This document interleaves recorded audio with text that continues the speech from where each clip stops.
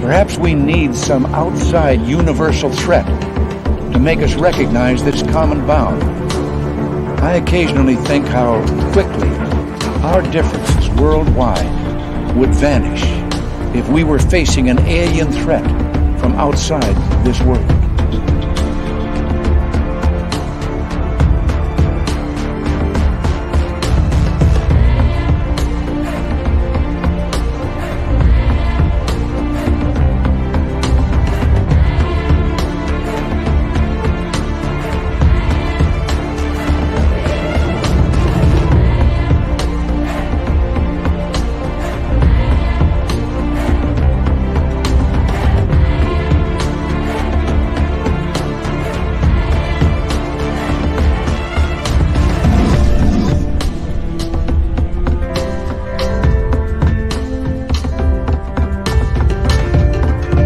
Monday night here on Space Down Radio, SOR headquarters, looking gorgeous outside. No moon, the stars are bright, but we are here broadcasting to you live. Thank you so much for taking the time to join us. We really do appreciate it. Alan H. Greenfield is our guest tonight, and we are getting into everything from UFOs, ET contact, the occult, sex, magic, and everything that we can shove into 2 hours. But first, let us say hello to our good friends in the chat room. Nightmare in the gold medal position with Race Fan taking home the silver. Acreon with a bronze medal tonight. How y'all doing? Hi, gorgeous Cosmic Fleur. And Grand Paul Holland, good to see you. The Michael Leger, everyone. The Michael Leger has entered the chat room. Michael Morris, good to see you. Mennonite Abe, thanks for coming on in. Ann B is here. Ann B will be signing autographs after the show. Line up to the left of the studio for Ann B, to the left of the studio. Nicola, Cat Chaser, looking awesome tonight. Zune, how are you? Double Tim, thanks for coming on in. Doug Shelby is here. The Doug Shelby has returned. Evan Walters, good to see you. Thanks for coming on in. The gorgeous and talented Kira, welcome back. Roy the Boy, good to see you. As we continue on with roll call here. Awesome Ann Palmer, Bob Perkins, Uncle Dale and his power stash are here. Remember, if you're in Austin, Texas, and you see Uncle Dale, rub his power stash for good luck right through tax time. Thurston Howell III is here. He'll be signing autographs after the show as well. Line up to the right of the studio. To the right of the studio. The gorgeous, sweetly morbid bear. Nice to have you back after a little vacation. And who else is joining us tonight? Let's take a look here. Obie Flett, lovely LaDonna Blackwood. And there she is. The gorgeous Thin Lizzie Borden. Yeah, we love her around here. All right, who else is here? Magnus Zerum. Good to have you back. Todd Purdon, always a pleasure. Michael Gutierrez, Donnie Cho. What's happening, guys? Thank you for coming on in. And let's take a look here. Who else do we got? Richard Elmore, always a pleasure, my friend. Kevin, what's happening, man? Steve Wolf, good to see you back. And who else is returning? Let's see. Oh, there's Cable Guy Matt, everybody. Remember, if you see Cable Guy Matt, hit him up for a free piece of autographed coaxial cable, courtesy of Cable Guy Matt. You cannot buy these in stores, people. You cannot buy these in stores. Limit one per household.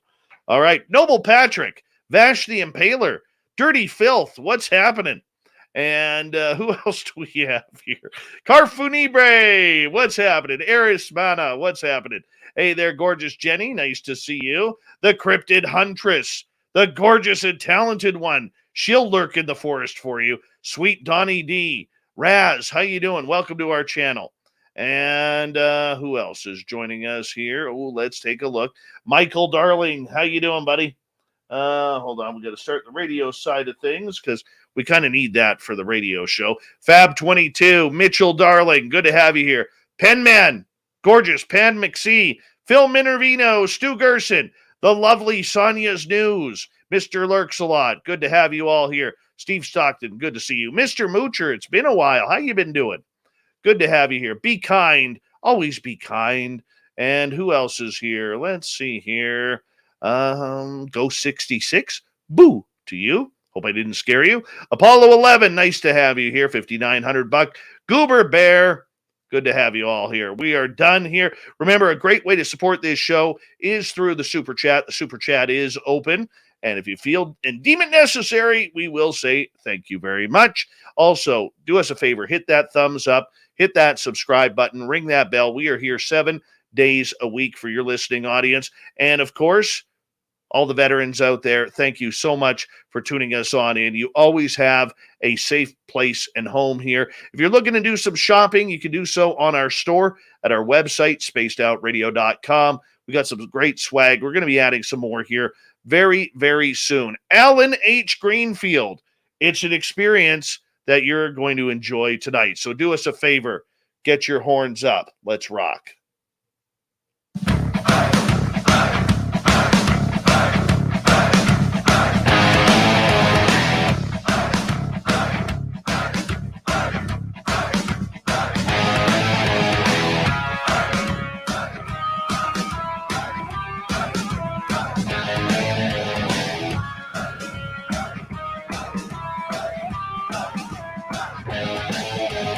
From the mountains of central British Columbia to you listening around the world, this, my friends, is Spaced Out Radio.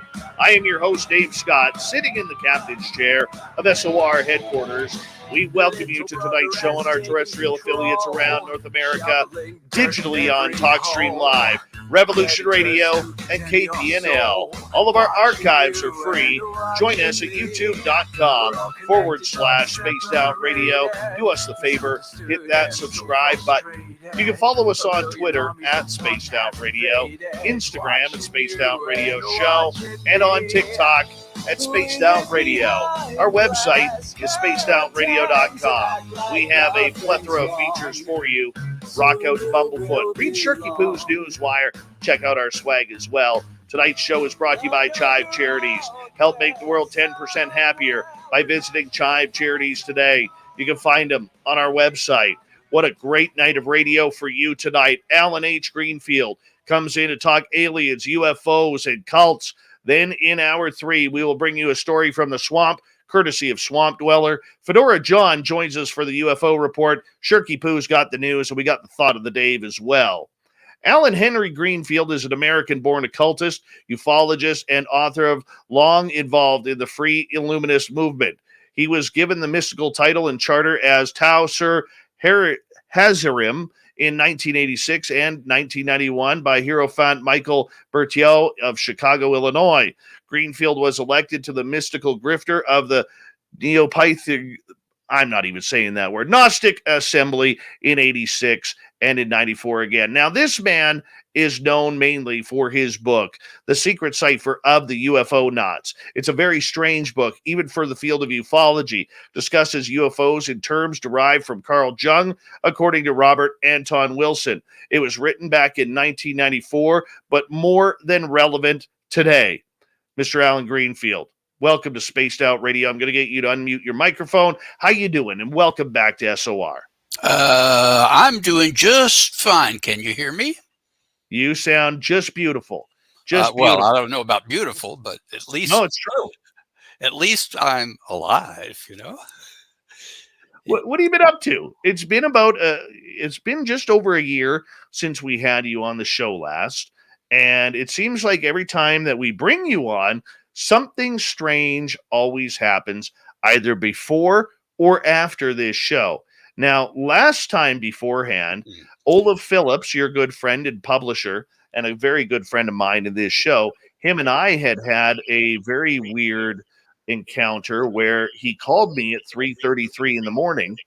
His phone never registered that he called me, and that's where I got the strange symbol of the diamond with the 2 antlers. I remember. And then our good friend Nicole Sakic, a couple months after we had talked, her and I had the exact same dream that night. She's in Illinois. I'm in British Columbia. And we drew almost the identical symbol. that we had seen the night before. So I blame you for all of this. Yes. I hope you don't mind. No, I don't mind, but it does seem to happen whenever I'm, spaced out, as it were. And I do recall that because I don't know whether Olive just got us on a joint line, whatever they call that these days, or whether you called me. But at the time, you were out in the boondocks and thought there might be something outside ready to give you an experience that you weren't too sure about. So I said, get yourself an orgone energy gun because they thrive on orgone. And if you actually sap that, it's better than, conventional weapons, we'll say. And I based that on Wilhelm Reich's experiments with shooting down UFOs in the 1950s. There were lots of witnesses, or I would doubt it. But hey, you're okay, so I guess it all turned out all right. Nothing happened. My aliens went away. They went away. Yeah, I thought that they would, but I also I was concerned that middle of the night you've just talked to me about stuff, and to make it worse, you talked to Olive, who could scare a conspiracy out of a rock, and so we talked it over, and I beamed a few messages here, there, and everywhere, and voila, we're all okay for the moment. For the moment. And yes. You know what? I was willing to go for the ride. I'm not going to lie. I was ready. I was waiting, and unfortunately it didn't happen. But you know what? I'm still waiting. I'm still waiting. You know what I want, Alan? I want that experience where I'm awake like you and I are. And I've got a big backyard behind me, and I want to come out of this show one night and have a UFO landed in my backyard, and I'm just looking at this thing, and I'm like, you know what? Let's go for a ride. It's time to go for a ride. And literally, I know I'm going to crap my pants between my door and the UFO, but I'm okay with that. Okay? I'm okay with that. And I'm hoping it's figuratively and not realistically that happens. And I want to walk down there, man. I want to walk on that ship, and I want some little drone thing to say to me, "Where are we going, sir?" And then I say, "Let's go to the moon." And it says, "Compliance." I really want this to happen. I'm begging for it. Apparently you are right now. And it's being, I remember when Andy Sinatra, the mystic barber, was on the Tonight Show with Johnny Carson, and he said he was beaming his messages using the device that he had on to his friends in space. And he said something that I thought was probably not the right thing to say on the Tonight Show with Johnny Carson, which is, "I'm going to make you famous, Johnny." Well, I think he already was famous, but Andy was a crazy guy, but I think he had the right equipment there, because the thing on his head was an orgone energy cloudbuster. So I don't know what his connection to that was, but he called him the Mystic Barber, and he was kind of a really weird guy, and the audience was laughing at him. And he left because he was, they had an opening guest, and then they shuffled them out because they weren't worthy of being on with the stars and the personalities and candidates for public office or dictator of some third world banana republic, whatever, And he left, and the camera goes right to the face of Johnny Carson. And he said, "But what if he really is what he says he is?" And the audience went totally silent. You just can't tell, because some of the craziest contact stories. My favorite is the Joe Simonton case, where he whipped up some buckwheat pancakes for the aliens. I don't know if it was Keel or Valet who was the first to make a point of the silliness of some of these encounters is designed to go public, so that the public doesn't get excessively curious and try to figure out, what's really going on. And it does, but that doesn't, silliness does not make a case invalid. It actually is a plus. For people who may not be familiar with your strange life that you have had, you've for over 50 years been an occultist, UFO researcher. You've been very much into, the other side of life where it's not about the white picket fence, the 2.1 children and the dog and the cat. It's about, learning that there is more to life here. How did this all begin for you? Well, that's a two-part answer, in fairness. Okay. When I believe it's ingrained in me, or it's a holdover from a previous incarnation or whatever. But at the very beginning, I should say this. My mother was like, she went to the movies every day. This is pre-television and, long before the internet. So she would go to downtown Augusta, Georgia. And when I came along, she'd take me with her. So I was, for some reason, she liked to favor science fiction movies, which were then first movie I ever saw, which according to her little baby book on me, I saw a total of 5 times with her, was Destination Moon, an absolutely, totally fictional account based on a Heinlein story that human beings would travel someday to the moon. Of course, that's no longer science fiction. That's done and past done. And so that at this point, there is a generation of people who don't believe that it actually happened. And, more power to them. I think it's about to happen again. Point being that I was always interested in this stuff. And the next thing I remember was my family went to Miami every year for for a month, actually. My father would drive us down at 120 miles an hour on US 1, which there were no interstates in those days. And stay for 2 weeks, go back to Augusta or later Atlanta, and then come back for 2 weeks and pick us up. So he got his 2 weeks off, and and we managed to put in a month every year. So he was there, and I can't give you the exact date, but I can come pretty close. It was July 1952, a very important month in the history of ufology. But do note, I was barely out of the egg at that point, so to speak. And my father was talking to somebody, I don't know, saying, those flying saucers were seen over restricted airspace in Washington, and it caused a wild panic. Why I remember that moment, I can't tell you, because I was 4 or 5 years old. I mean, I could compute it exactly, but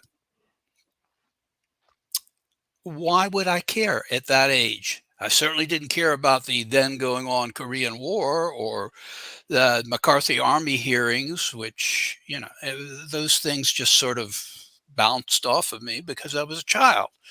But you mention flying saucers or ghosts or anything of that sort, and immediately the little ears go perk up.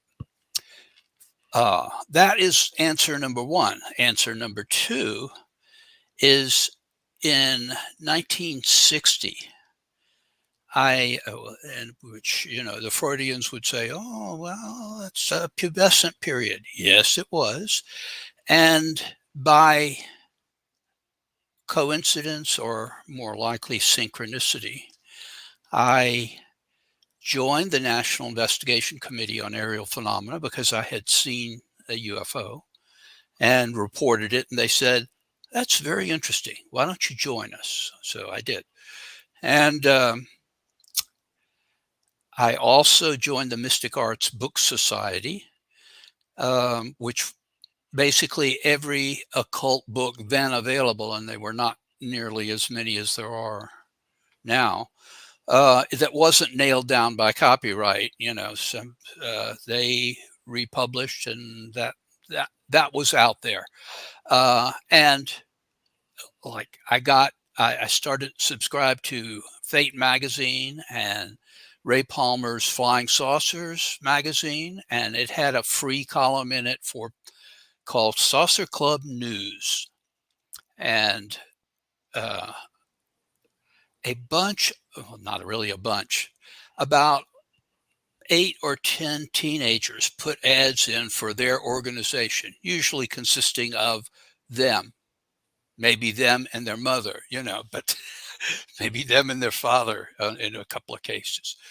So I started a group called the Research Organization of Aerial Phenomena, as opposed to APRO, ROAP. And that kind of merged into a publication that a guy was giving up called the UFO Citer. So I took over that, much to Gene Steinberg's disappointment, because he wanted it. But, the guy gave it to me before he disappeared from this planet. And it went from there. I mean, those that are still around, and unfortunately we've lost some. My really good friend since the early 1960s, Tim Beckley, passed away last year. And I won't be seeing him again until we do the seance to contact him on the other side, which probably will be done live and in color and on screen. So I want to see that. Yeah, well, I'm trying to get somebody to, there's always the possibility of failure. Unlike, people that do mediumship for money, I don't assume or think or anything else that you can just do it on cue. I mean, I did spend 5 years working for the Psychic Friends Network, which was, despite what you can hear about other services of that sort, I mean, it was the owners, I assume, were in it for the money. They previously had done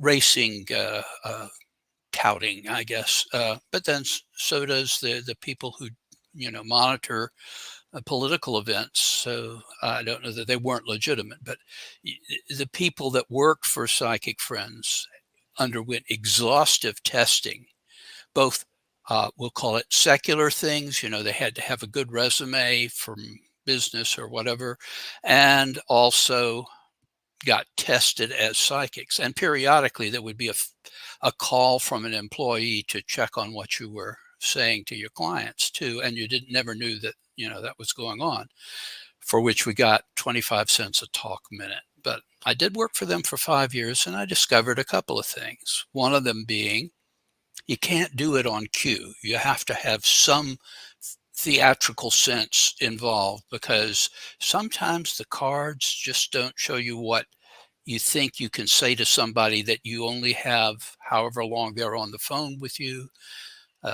People would call 90% of the calls were romance and finance and lost pets and things of that sort. Occasionally the lottery number, which I was real good at, except if I tried to do the lottery.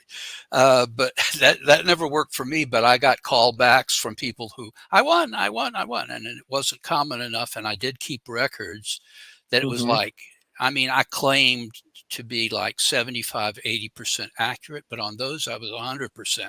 Every one I gave, they scored on. Now, we're not talking about the big one.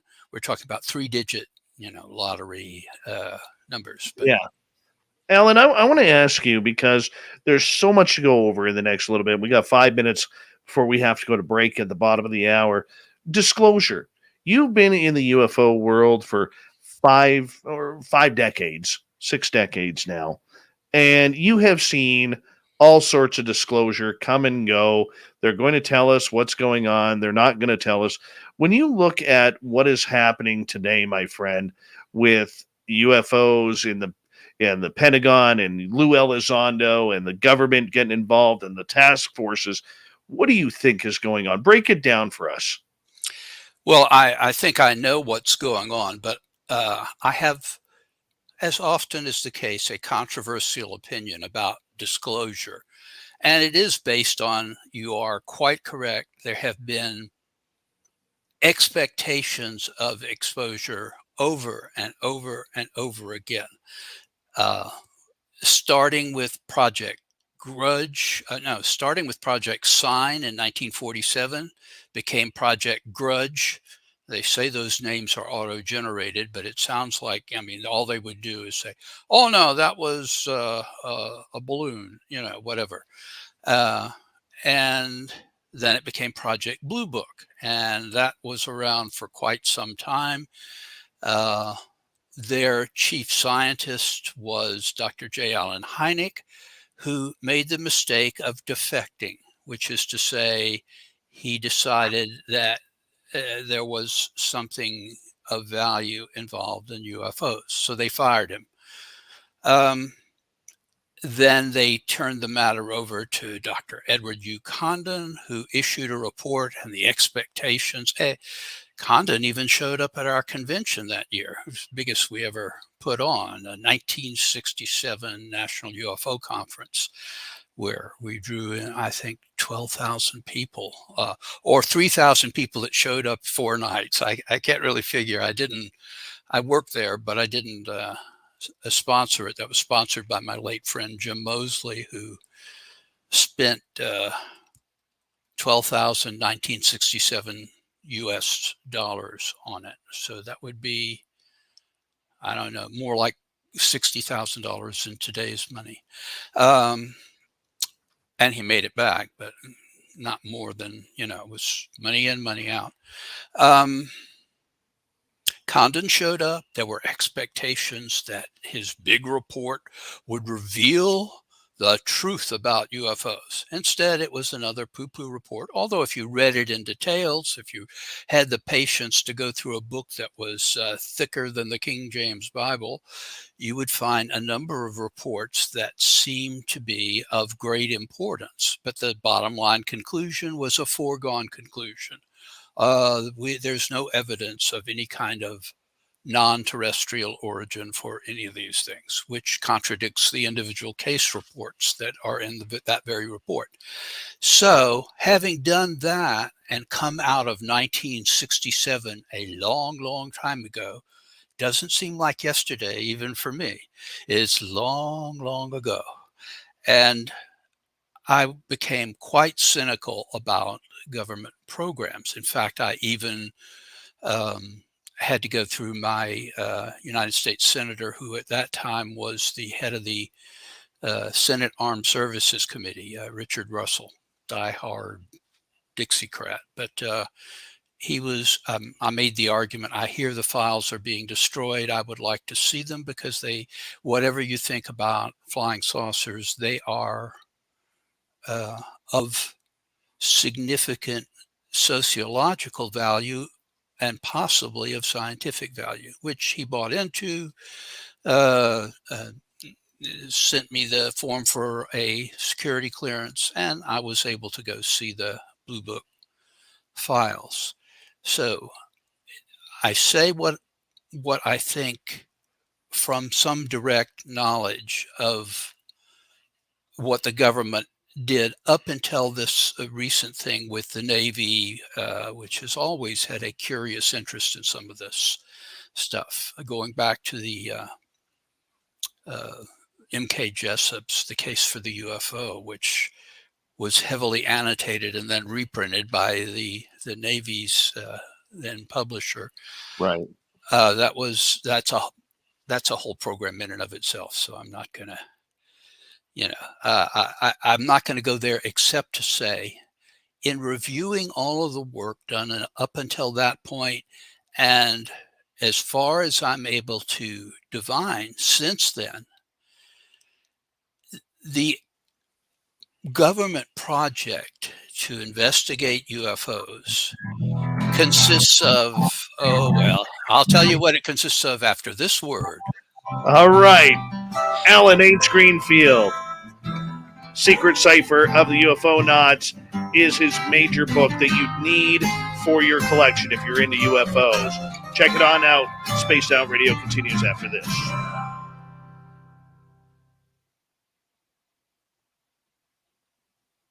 Oh, I could talk to you for hours. Hours. Well, I don't know how they're going to take to what I have to say about that, because the Disclosure Project people are pretty fanatical, and I don't want Well, to take the I wind out do of want this. I do want to just remind you that our YouTube audience can hear us right now. Oh, So well, I love YouTube and watch it frequently. And I must say that's where I first saw the Hellier program.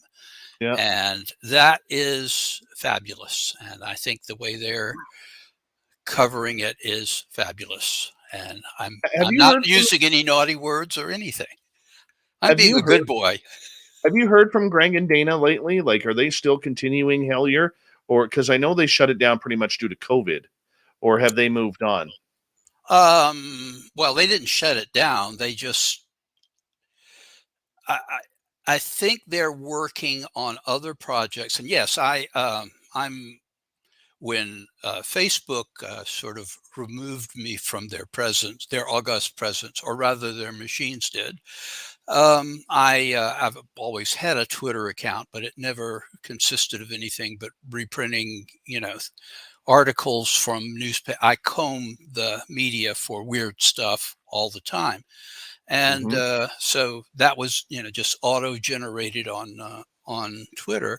But since I can no longer be on Farcebook or whatever they care to call themselves, there is a new name, Media or something. Be that as it may, I do feel that Twitter has been a means of communication for all kinds of people that are interested in the weird stuff, and I've developed a pretty good size audience there. So I talk to Greg every day almost, because we're both on Twitter, and he talks about what they're doing now. Dana also has, I guess, what you would call a column on Twitter. So yeah, they're doing several other projects, but I think they intend to give it a long rest, and then there may very well be a Hellier 3. There certainly should be, and I've encouraged them to do that. But I guess they had such great winners with Hellier 1 and Hellier 2.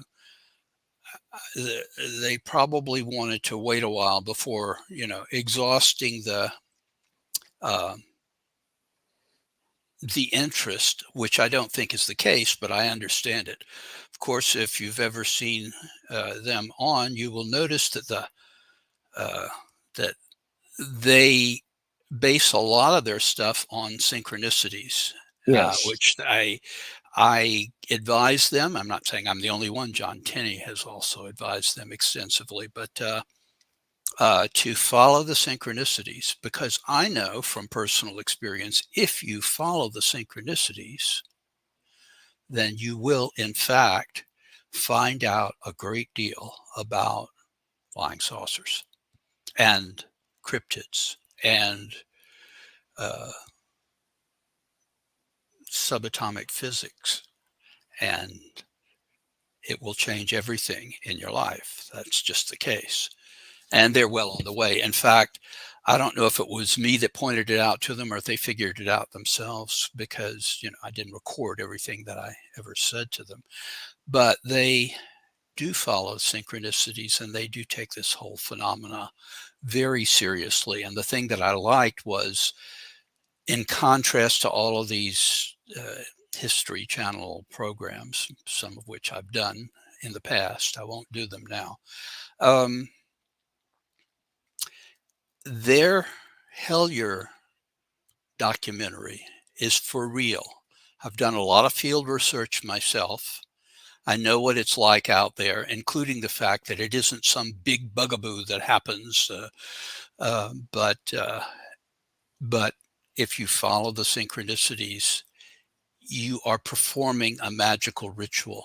And when you perform a magical ritual properly, important stuff occurs within and without. I took a big interest in the the vision of and then finding this cup in an abandoned mine, because my most current book, concerning the real Holy Grail, it's been pointed out that the original probably was more a tin cup, and that was what was seen in the vision that was documented. 1 second, Alan.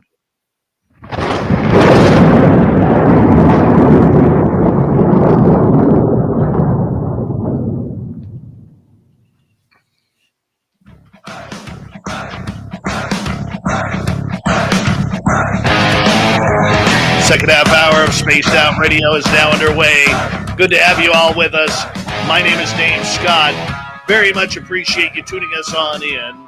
Want to remind you that if you've missed portions of this show or others, you can check out our free archives at youtube.com/Spaced Out Radio. Do me the favor, hit that subscribe button. Our website is spacedoutradio.com. We have a plethora of features for you. Rock out to Bumblefoot, read Shirky Poo's Newswire, check out our swag as well. Follow us on Twitter at Spaced Out Radio, Instagram at Spaced Out Radio Show, and on TikTok at Spaced Out Radio. The legendary Alan H. Greenfield is here. The Secret Ciphers of the UFOnauts, probably one of the most important books ever when it comes to UFOs, aliens, what we are doing here with humankind, and the ET presence. Alan, welcome back. I'm glad to be here and glad that we were able to come back and they didn't take me away in between. Hey. Right before the break, we were talking about disclosure and what we are seeing today. You have had extraterrestrial contact for pretty much the last 50 years.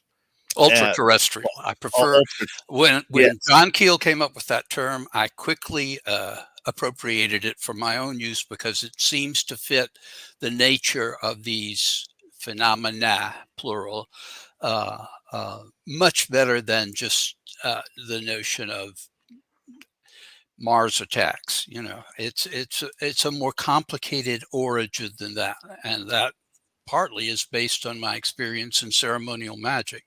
The stuff that you conjure up in ceremonial magic under controlled circumstances is at rock bottom identical to the UFO beings, to near-death experiences, to certain psychedelic experiences, which I urge people not to try, and because that's uncontrolled by definition, and many other phenomena that are thought to be plural that I think are one under the title ultraterrestrial. But yeah, that goes back a long way for me, you know. So for you, when you look at disclosure and you look at the extraterrestrial, ultra-terrestrial side of things, how do we blend the two? Is it even possible in today's day and age? Well, what I discovered, as I was saying before the break, was that the government projects, at least up through the beginning of this century, so they've been at it since 1947, and that's getting on to, 76 years, 74 years, has always been low, very low priority. There's one exception, and I'll mention that if I have time to, but basically this is what every project that the government has done, the U.S. government anyway. I think there are a few others that have done more interesting things, but it consisted of a middle-level officer, captain or a major, an enlisted person, usually Air Force enlisted person, and a secretary. That is it. And if you think they have found out more about UFOs than any of us out in the, shall we say, private sector, who have been willing to, basically devote much of our lives and family fortunes too, I think you would be very wrong. The disclosure comes from people like me, not from the government, which takes an interest mainly, and rightly so, mainly in terms of somebody else's secret weapons or things that endanger the well-being of the nation that they're sworn to protect. The 1952 wave went over restricted airspace, which translates into the Pentagon, the White House, and the Capitol. Well, we found out on 9/11 that there are reasons why that's restricted airspace, because the vulnerability there is tremendous. What happened was UFOs were seen, they were on radar, jets were scrambled, and at that time, when bombers were more prevalent than rockets or ICBMs. Well, I don't know if ICBMs even exist. I don't think they did. But, there were rocket-based technologies of a sort.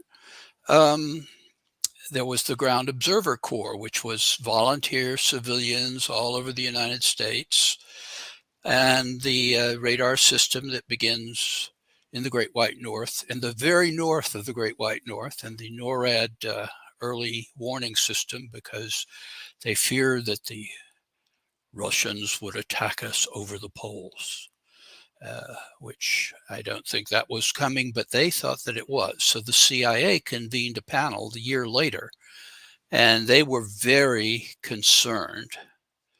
A panel of, like eight distinguished scientists. I mean, it was not, number one priority, but they were concerned, given the mentality in the United States in the early 1950s about the McCarthy era and communist under every bed or whatever, that the Soviet Union could infiltrate the little tiny flying saucer organizations of that period and create a fake flap, which would get the attention of the military and the media and everything else, and would allow for a sneak attack on the United States. I think that was a totally unfounded idea, but there was some interaction there with, they're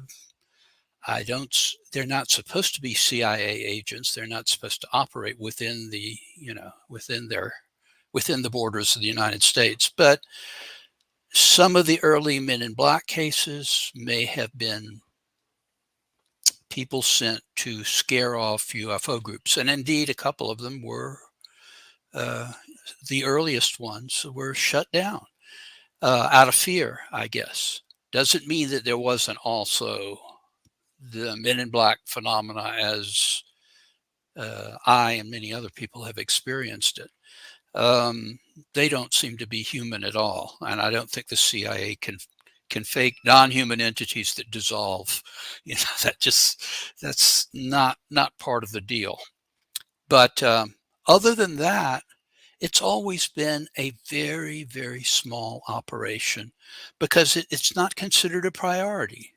And that being the case, what are you looking for disclosure for? I say to the disclosure people, if you want disclosure, come to the ufologists, not the ones who, just automatically think, oh, these are nuts and bolts craft, just like the ones we've sent to the moon and Mars. That's not sufficient. There are Bigfoot sightings in relationship to UFO stuff.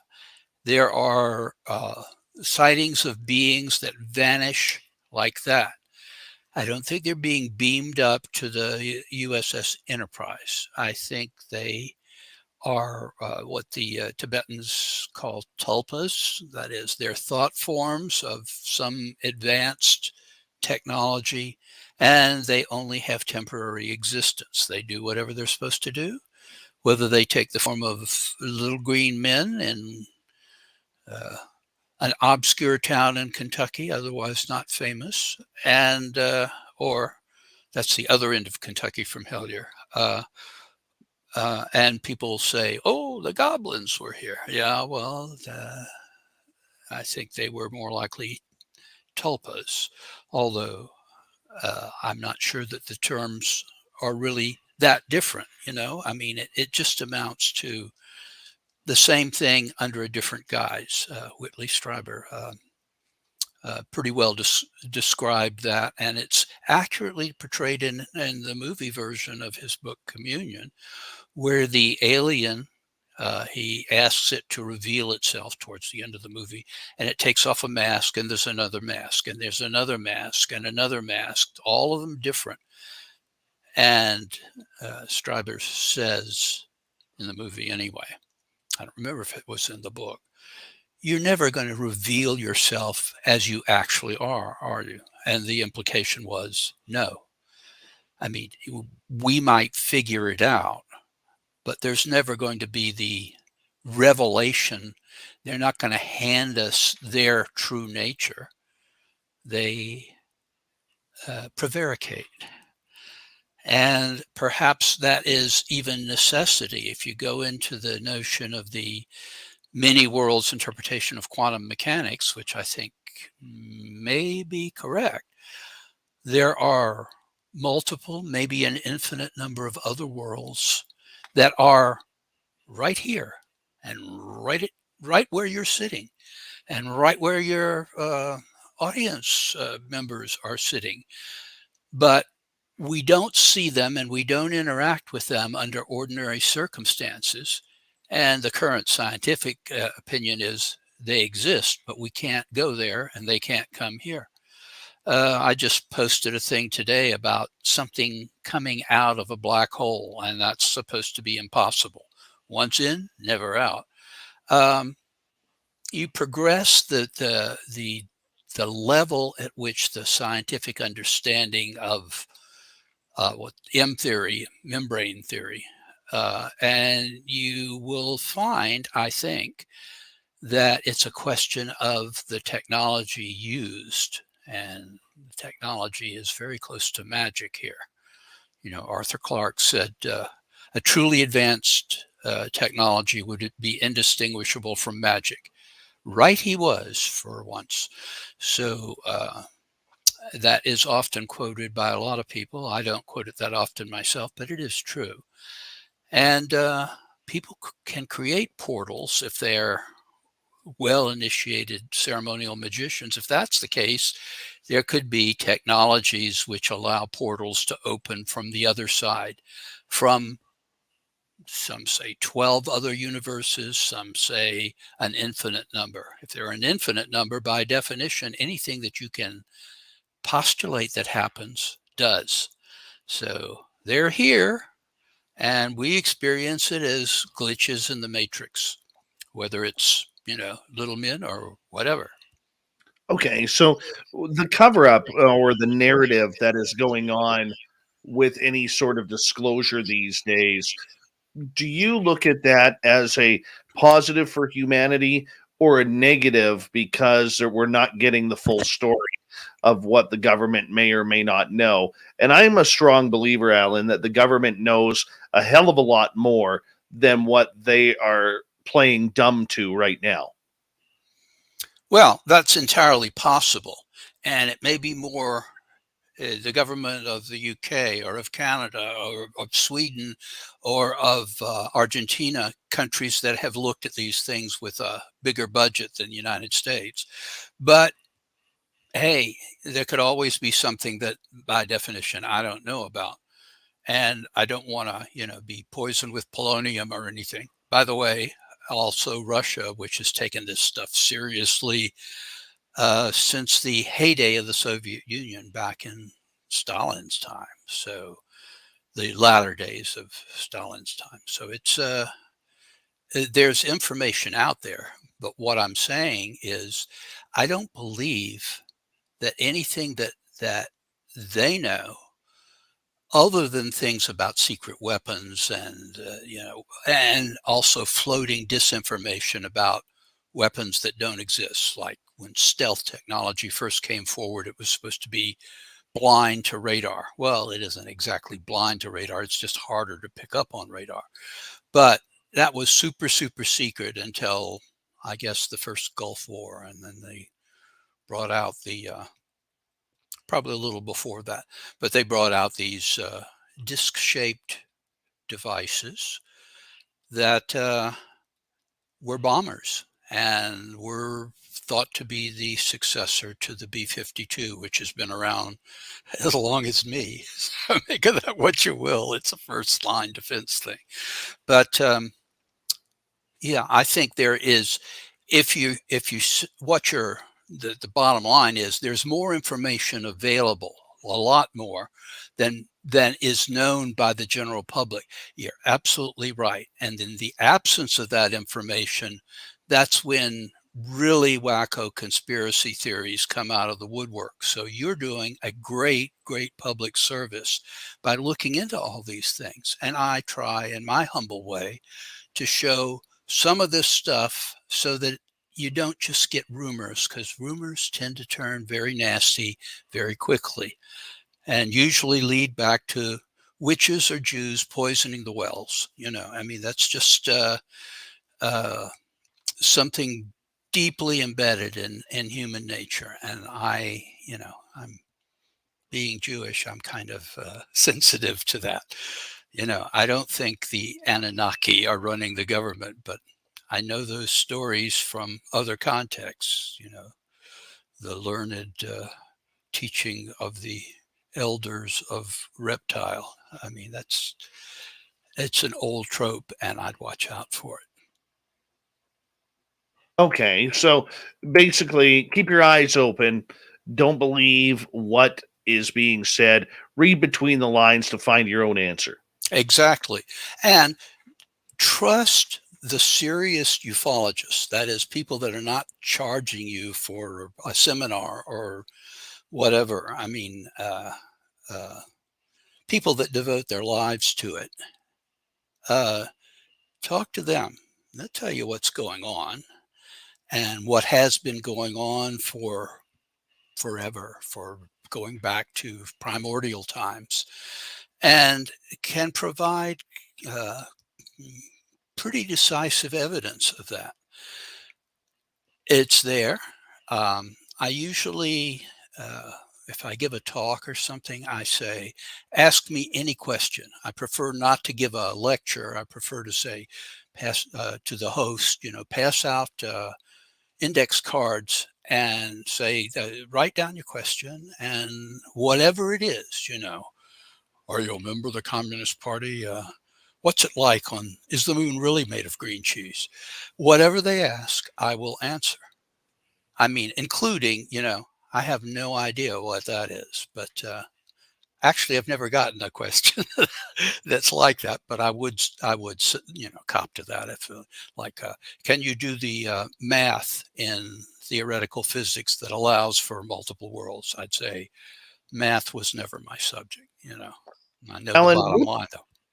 Alan, what do the aliens want us to know about disclosure or the fact that they are here? I don't know that they want us to know that. That is the key thing they don't want us to know. They don't want us to know that they exist, because if they did, it would be easy enough to prove it. They want us to keep guessing. Now, there are two different things that could mean, and it depends basically on whether you're inclined towards sweetness and light, or sort of a darker view of the world. I do tend towards the latter, not because I consider myself dark-sided, but because I see a lot of bad stuff in the world. And in the universe. I mean, there's so many things out in the universe that would be, you know, the asteroid fad, which is a fad. Asteroids have been passing the Earth, which is a very small target in, you know, cosmic terms, forever. But since the Hubble went into orbit. We're acutely aware of their passing fairly close to the Earth. And once every million years or so, a big one hits the Earth and it changes everything. But we're not due for that. And at any given time, there are a lot closer to home things to worry about than an asteroid hitting us. But it makes good clickbait on the internet. So there are plenty of sites that say doom and gloom.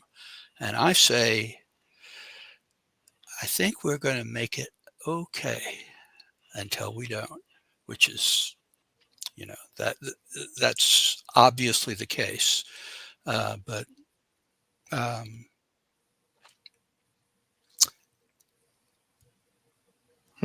what the aliens want us to know is precisely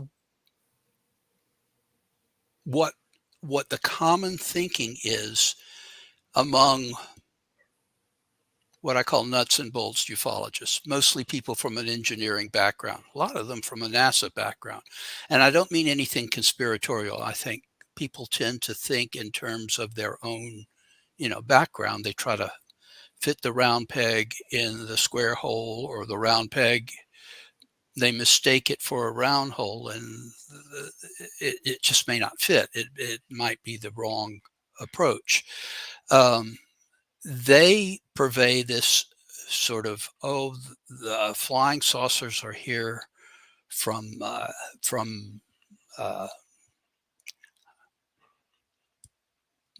name a planet, a real one, not one of the funny names that are meant to be decoded. And they are extraterrestrial visitors, just as we are in the beginnings of an age where we are going out to other planets. And it's not that simple. Yeah, they may be from other planets. They may be from other dimensions. They are likely to give false information in various civilizations. We are gods, or we are the masters of the universe, or we are the engineers, as in the alien sequence, or whatever. But that is, I guess what I'm saying is, whatever they say and whatever the prevailing view in ufology is likely to be wrong. So, you have to go to, what are they not saying? What is not being said in the mainstream? What is not being said by people who are expecting the government to spill the beans? Maybe the beans are so esoteric and so transformative that they don't dare reveal it. If there, God forbid, there were an asteroid actually headed towards the Earth, I'm not sure they would tell people. If it were a killer asteroid, what would be the point? I mean, I would advocate it. I believe in openness about almost everything. On the other hand, I don't think it's necessarily a good idea for the government to post a how to build a nuclear device 1, 2, 3, 4. I think that's probably a bad idea. How to build, to create a virus that destroys all life on Earth. It's perfectly within the capability of modern biology, but I don't recommend that being something that is put up on the internet for free and for nothing. It's a bad, bad idea. And maybe that's already happened in Alan, when we come back from the break here at the top of the hour, we're going to get into more aliens and secret ciphers and occults and everything else we can jam in, because we have you for one more hour on the show tonight, and you're always filled with knowledge and filled with grace and poise, and I love having you here. We may have to do it again very, very soon, but first, we got hour number 2 of Allen Greenfield. His book, The Secret Cipher of UFO Knots, is one of the must-reads when it comes to UFOs, extraterrestrials, and humanity in general. Spaced Out Radio continues with hour number 2 next. Stay tuned. Have I rained on anybody's parade here? No, you're doing great, man. Okay. I always say when I give an in-person talk, which the last couple of years has been a rarity, if half the audience doesn't leave in anger, I haven't done my job right, because I'm here to amaze and amuse, so, and make people think. That's what my friend Gray Barker used to say. What it's all about is to make people think. And that may be the closest thing to a solution of a positive nature that we'll get. But maybe the Hellier folks will. I hear they've been working on something from Bigfoot. I don't know that from them. I know that from another source that bumped into them at Mount Shasta. But we'll see what their next revelation is. But since I think UFOs and Bigfoot and the Loch Ness Monster and ghosts and near-death experiences and all tied together, they're all basically different aspects of the same thing. The the thing about the blind men touching the elephant, and one touches the tail and says, "Oh, it's like a snake," and another one touches its body and says, "Oh, well, it's more like a whale," and one touches the tusk and says, "No, it's hard and sharp." And they're all right, but they can't see the elephant because they're looking at the parts and not trying to infer from that something like a snake, something like a smooth whale-like body and tusks is very likely an elephant. Pretty much. It probably is, unless it's a woolly mammoth, and they're hard to come by these days.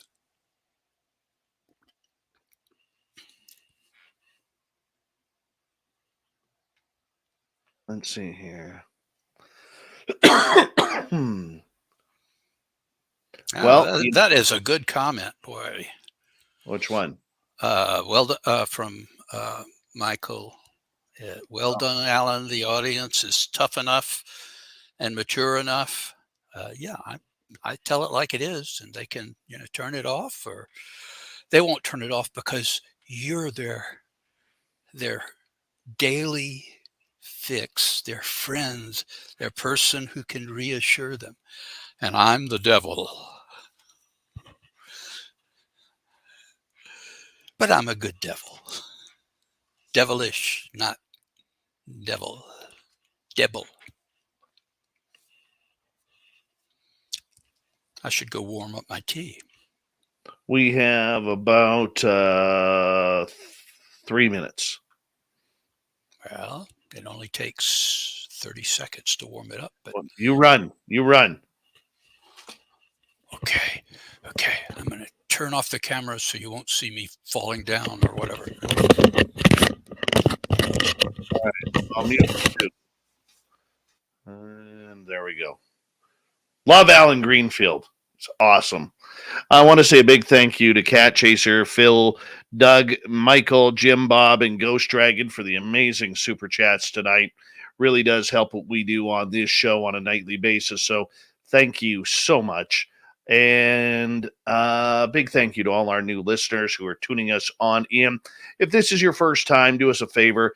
Hit that subscribe button, ring the bell. We are here 7 days a week for your listening entertainment. And thank you to all the veterans who are tuned on in. You always have a safe place here in our chat room. So thank you so much for joining us. We really do appreciate everything that you do.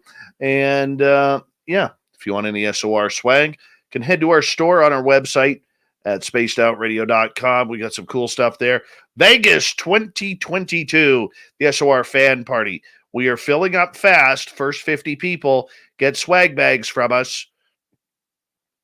We are going to the Golden Nugget in Las Vegas, so make sure you check that out. We're going to have a live show with Lynn Wallington and a plethora of very cool people who've been on this show before, and that cost is only $25 for that part. The rest of the weekend, hang out with us. Just party. Share your stories. We want a woo weekend in Vegas, April 22nd to 24th at the Golden Nugget. Kira is coming. She has announced it officially. She is coming to Vegas. That puts our number up to 43. 43. I thought we were going to get like 20. I really did. I thought we were going to get like 20. We got like 43 fans coming so far. Oh, look who it is. It's the scowling Greg O'Brien. Yeah, that man rocks a hat backwards harder than anybody. There he is. Good buddy of ours over at Disclosure Tonight with Thomas Fessler. Love his channel. And Greg, thank you for coming on in. You're a good friend of this show. Allen Greenfield is our guest tonight. We're going to get going here in about 45 seconds. So make sure you hang on out. We're going to get it going. So much fun. So much fun. Yes, indeed. Smash that like button. I've been around too long. Hey, you said I've had an interesting life. I like to say so far, you know. I'm still doing it until I'm not. That's the deal. And it's still pretty weird. Maybe weirder than it ever was. I don't know. All right, Alan, I'm going to get you to hold on there. We're going to run right now.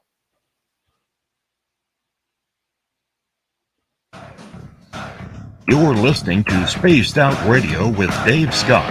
Follow Dave on Twitter at Spaced Out Radio and on Facebook, Spaced Out Radio Show. Hour number 2 of Spaced Out Radio is now underway. My name is Dave Scott. Thank you so much for taking the time to join us. We really do appreciate earning your listening ears wherever you are on this beautiful planet we call Earth. Hello to everyone listening in on our terrestrial affiliates around North America, digitally on TalkStream Live, Revolution Radio, and KPNL. All of our archives are free.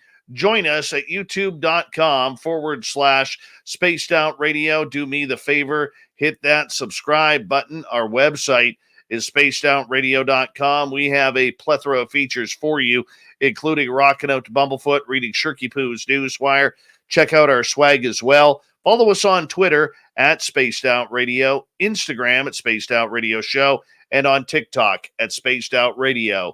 The Desert Clam has set the password for tonight in the SOR Space Travelers Club.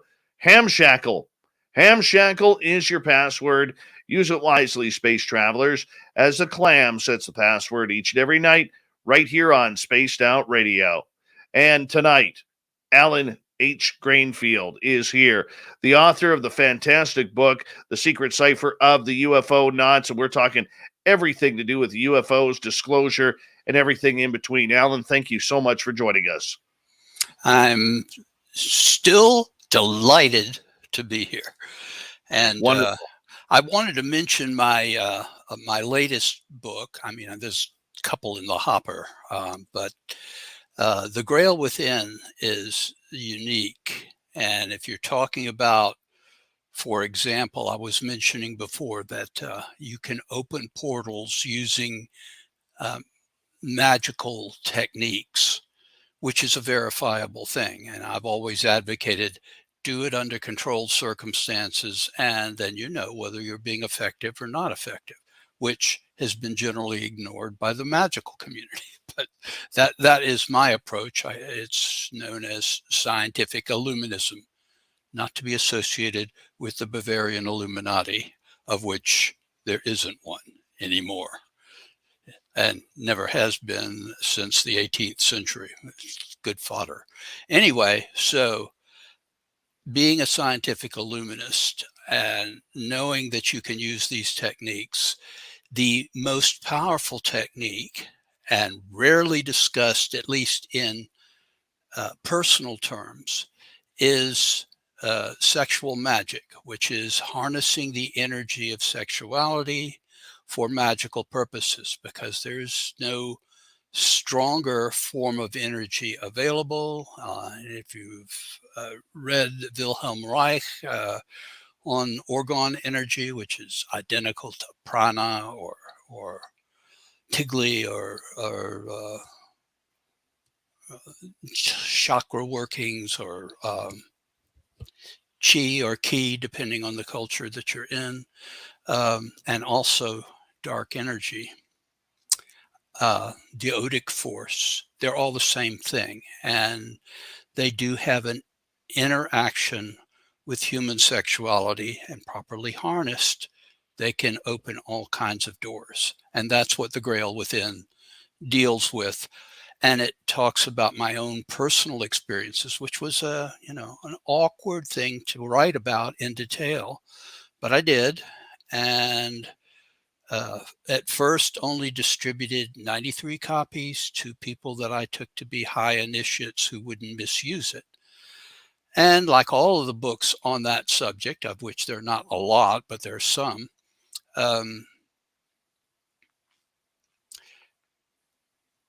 it talks about the theoretical aspects of it, how it works, why it works, how it doesn't work, how it applies to people's individual lives.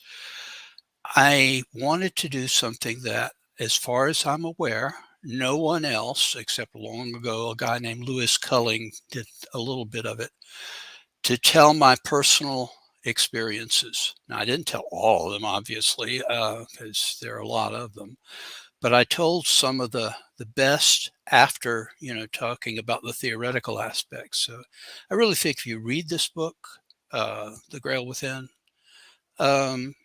you really know the key to all magic, but you'll also be able to delve into the solution to all these, almost said apports, the manifestations that we talk about, be it at the bottom of Loch Ness or the top of the Tibetan plateau in the form of the, quote, abominable, unquote, snowman, i.e. Yeti, i.e.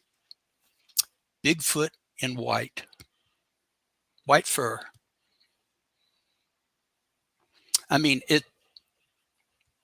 I don't know what they're charging for the book, but it's, modestly priced. So for the price of the book, you can discover whether any of this is true or any of this is false. And please make it public, I mean, I'm always up for critiques as long as they're, well intended. And I mean, that they're constructive. They're not personal attacks on me or whatever, because why should it be?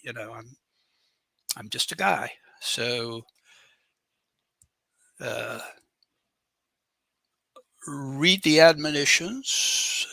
Get if sexual magic is not your thing, there are other forms like Enochian workings that are totally non-sexual, at least in any kind of overt sense, and use those techniques. Be sure to keep a record. Be sure to have basically a neutral witness or witnesses, and whatever happens, happens. One of the free Illuminist bodies that I didn't charter it directly, but it was chartered by a body that I chartered in New Orleans, actually did one of the rituals that I suggested in Complete Secret Cypher, the Euphonauts. You won't find it in the original Secret Cypher, but it is in the second half of the Complete Secret Cypher, the Euphonauts. I can't, there's a message that's really going to distract me. Alan Greenfield's a golden god or a chaos demon. Either way, it's awesome. I'm a Reformed Jew that belongs to a traditional temple that's been here since 1856. We do social action stuff and pray now and again. For you, how do magic rituals tie into daily life? How can we use these to improve on who we are? Whether it's a sexual ritual, whether it's just a magic ritual, or whatever it may be. Well, if you have a fixed regimen,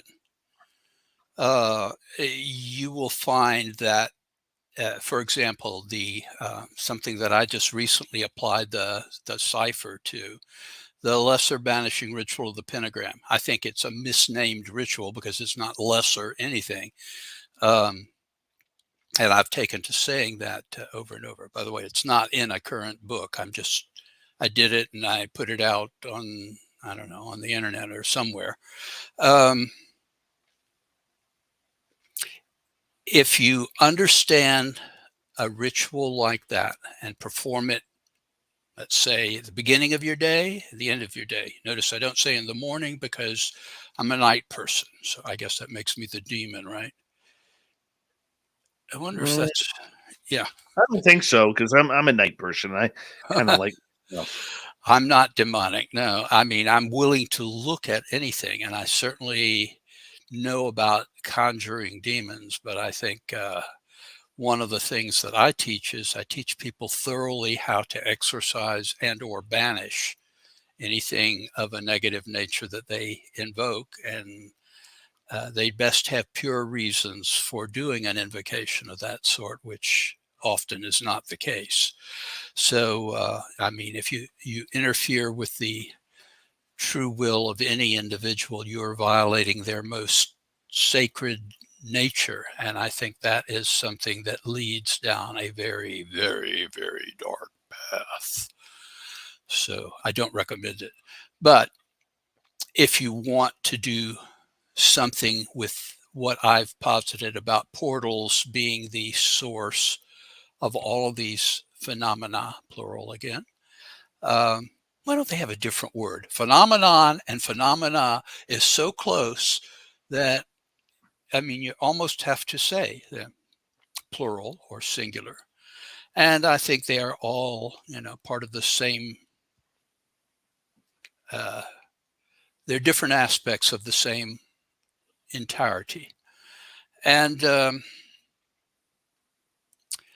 you can experiment with that magically, with or without my book. And also there's a chapter in the Complete Secret Cypher that is devoted to a particular ritual, kind of based on a ritual that was proposed by the one of the great magicians of the last century, Kenneth Grant, so-called Mass of the Mirror.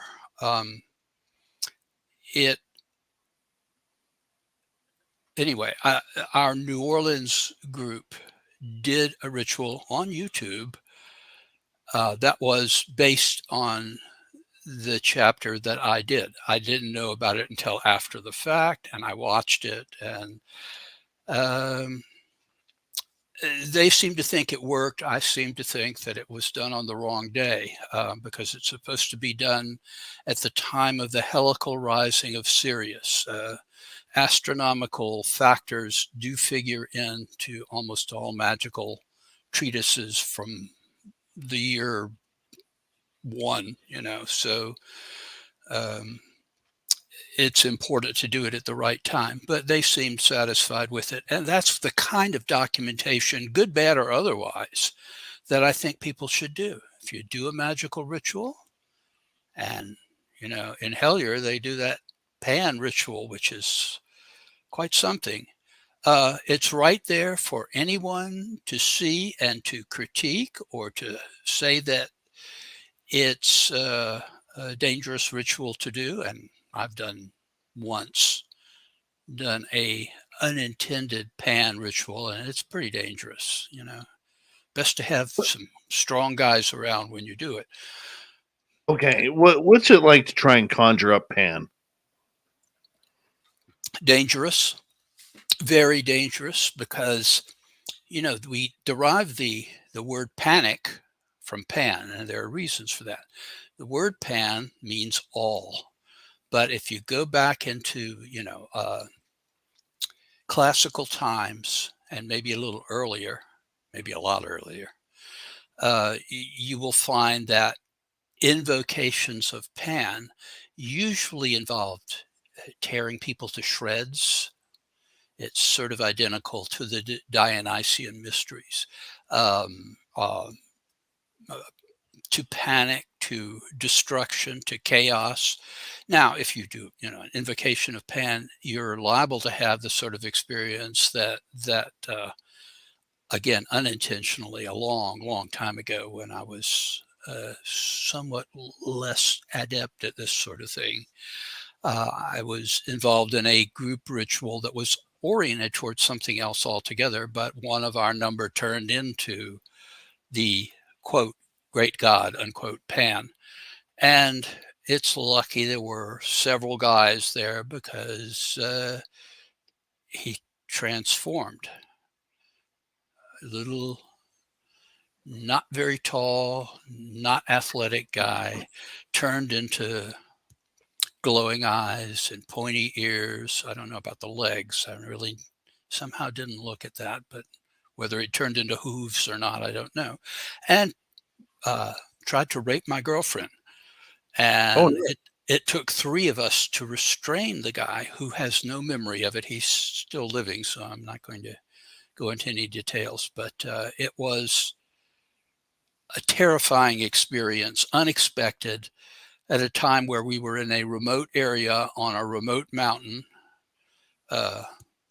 And it was quite something. I've never forgotten that. I do tend to think if you're going to invoke anything that strong, best to do it in the most formal magical context, which is you and anyone that you are with within a circle, and you invoke only within a separate triangle that has holy names all around it, just as the circle does. And that is reasonably protective.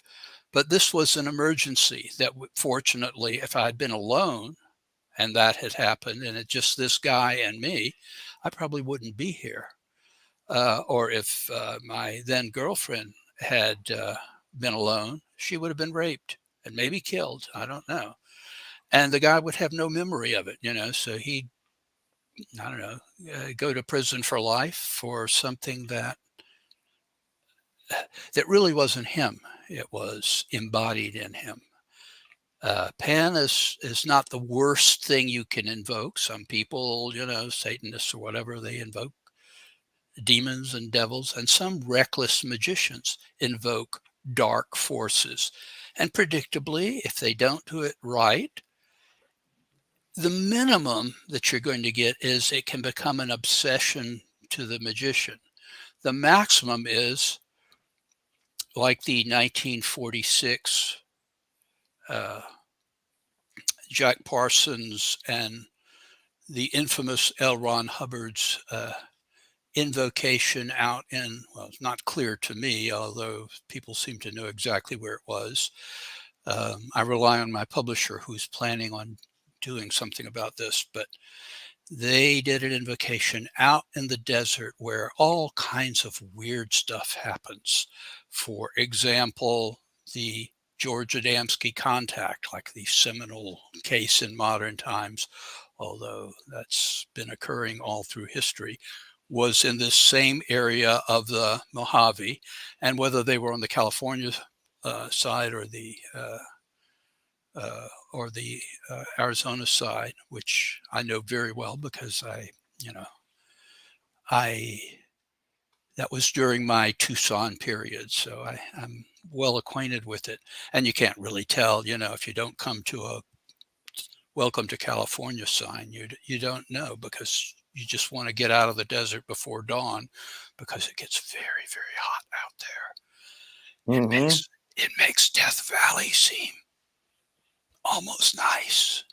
So that's where the Adamski thing occurred near Mount Palomar, and that's where an organization that really was responsible for me getting involved in the secret Cypher.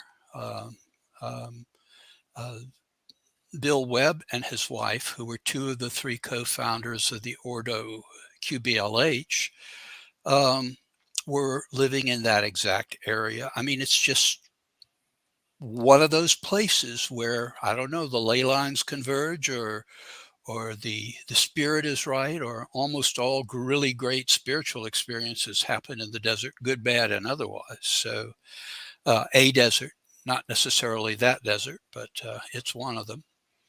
And I even, I don't really have the full story yet, so I can't really tell this one, but apparently some real negative experiences happened out there in the Mojave, somewhere along the Arizona-California border, where they take away your plants, as I found out the hard way, you know. Oh, no.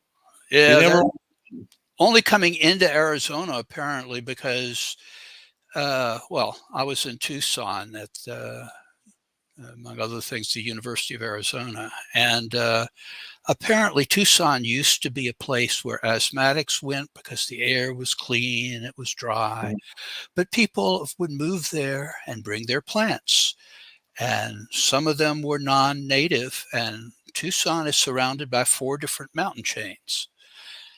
Therefore, it's sort of a bowl in the middle of these mountain chains. And lo and behold, it became a place of some of the worst pollen year round, because different plants, you know, come into season at different times, and the climate there is pretty temperate. It just became just the opposite of what it started out. So when I went to first moved to Arizona, I, you know, took all my possessions, and that included some plants I had been nurturing more or less forever. And they made me leave them at the border. And I said, what will happen to them? They said, probably burn them. No, it was not my best experience. They gave me a little piece of paper that said, you know, we took your plants. Arizona, California Department of Plant Control, or whatever. I don't know. It's been a long time. 1978, 79. Sounds like a ripoff. Yeah. Probably they sold them to people in New Mexico. Right. It wouldn't surprise me. We have 2.5 minutes before we have to go to break here at the bottom of the hour. Allen Greenfield is our guest tonight. Allen, with 2 minutes to go here, you know, when we look at rituals and we look at everything that people try and do to conjure up spirit, try and conjure up aliens, the dead, whatever it may be, I mean, most of us are amateurs when it comes to this. We don't know what we're doing. We think it's something cool to do or to try or to expand our own spiritual horizons. How do you recommend or not recommend us doing this? If you don't feel, first of all, you had best learn some good system of sitting meditation to the point that you're able to be pretty serene in any circumstance if you go into that meditative state. That may take you a week or 10 years. I mean, but you'll know when you've reached that point. And if you're unsure, do it the way I did it, and do it with a biofeedback device to show, you know, that you've reached that point of serenity. That I would recommend jhana meditation, which in China, well, that's the Indian, some dialects name, Chan in China, and more familiar in the West, Zen. But the important thing is sitting meditation. Learn that. Get to know what kind of magic you're doing. There are, well, I think my book on sexual magic is definitive, and others not definitive. We'll put it that way. But there are a good many books on, you know, magical practice, and I would say read on it so that you know the theory. And once you know the theory, do some relatively lightweight ritual. And if it feels right, trust your feelings on this. If it feels right, I don't mean right as in addictive, but right as in righteous, as in a correct thing to do that is not evil or wrong or going to destroy you, then go for some of the rituals that are recommended in the more competent texts. And if you at that point don't know which are competent and which are just crazy stuff, all right, then don't do it. I'm going to get you to hold on right there. When we come back, Allen, I'm going to open up the questions to our audience, see what they want to ask you. I'm sure you'll have some great answers. legendary Allen H. Greenfield, The Secret Cypher of the UFO Knots, his major book for any UFO collection. We'll be back with more Spaced Out Radio right after this. And we're good. You know, the first edition of just the first draft of Secret Cypher was the first book that I sold. I mean, I went to, I had done articles since I was 14, but that was the first books to go from writer to author.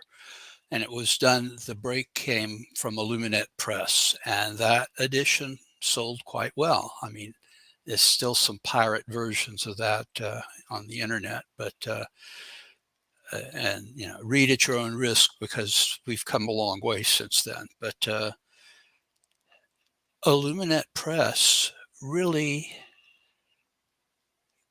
got bumped off, by which I mean not just, you know, small presses will tend to come and go, some of them, but some of the major authors died under mysterious circumstances, all in their 40s. That included my friend Jim Keith, who died under very strange circumstances. Another friend of mine and a famous Discordian author, Carrie Thornley, died right around the same time under mysterious circumstances.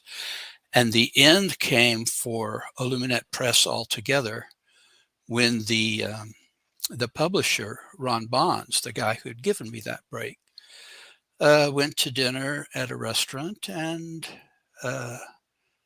within hours was dead, supposedly of food poisoning. However, I don't believe the food poisoning because A, it was a restaurant full of people and nobody else even got sick. He was with his wife. She didn't get sick. And you might get sick and die from food poisoning, among other things. But that sounds more like, you know, something the Russians do, the polonium thing. It sounds like deliberate poisoning to me. And because he was the mover and shaker at Illuminist, they had existed all the way back to the BBS period on the internet, if you know what that is. It was originally Illuminist, and then he started a, you know, a hard copy traditional press, which had a lot of well-known authors, but it was gone with the wind.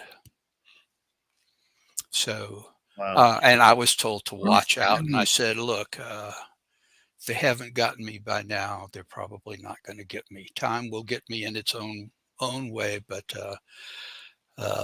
they come to my door, they'd best be very careful, as I'm not a pacifist.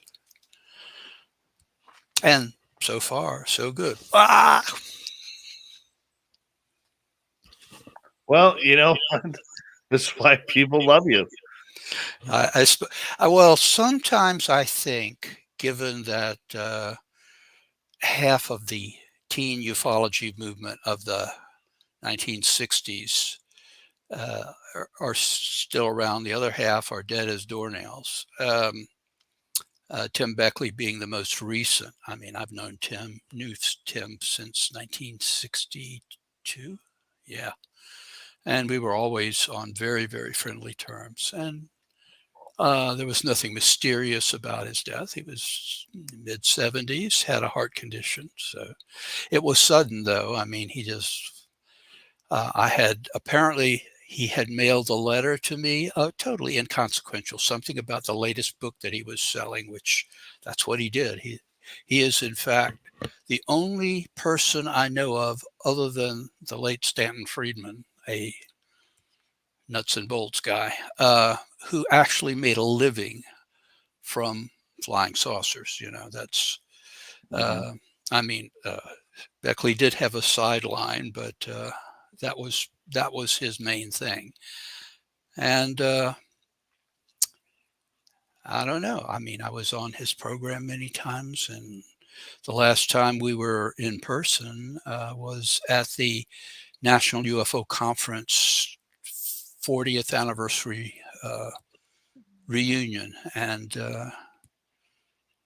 he is missed, and so are Oh, a yeah. bunch of the others. Oh, yeah. I'm going to get you to hold on right there. I want to say a big thank you tonight to Cat Chaser, Phil, Doug, Michael, Jim Bob, Ghost Dragon, Tits McGee ×2, Thomas, Stefan, and Steve for the awesome super chats. It's a wonderful way to support what we do on this show on a nightly basis. If you're new here, do us a favor, hit that subscribe button, ring that bell. Here we go, the final half hour.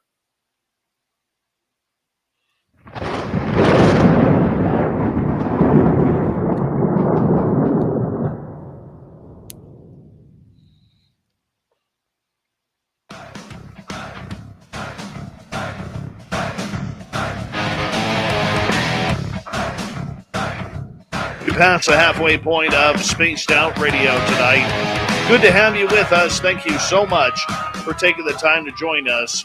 We really do appreciate it. Want to remind you that if you've missed portions of this show or others, check out our free archives. Go to youtube.com/Spaced Out Radio. Do old Davey the favor, hit that subscribe button. Our website is spacedoutradio.com. We have a plethora of features for you. Rock out to Bumblefoot. Read Shirky Poo's Newswire. Check out our swag as well. Follow us on Twitter at Spaced Out Radio, Instagram at Spaced Out Radio Show, and on TikTok at Spaced Out Radio. We continue on with Allen Greenfield till the top of the hour tonight as we talk everything from UFOs to occults to sex, magic, and rituals. We're into it. Allen is one of the top occult people in North America, if not the world. Allen, welcome back. Thank you. I'm always glad to be here and hope I have something interesting to say to each and every one of your listeners. I'm always curious about symbolism.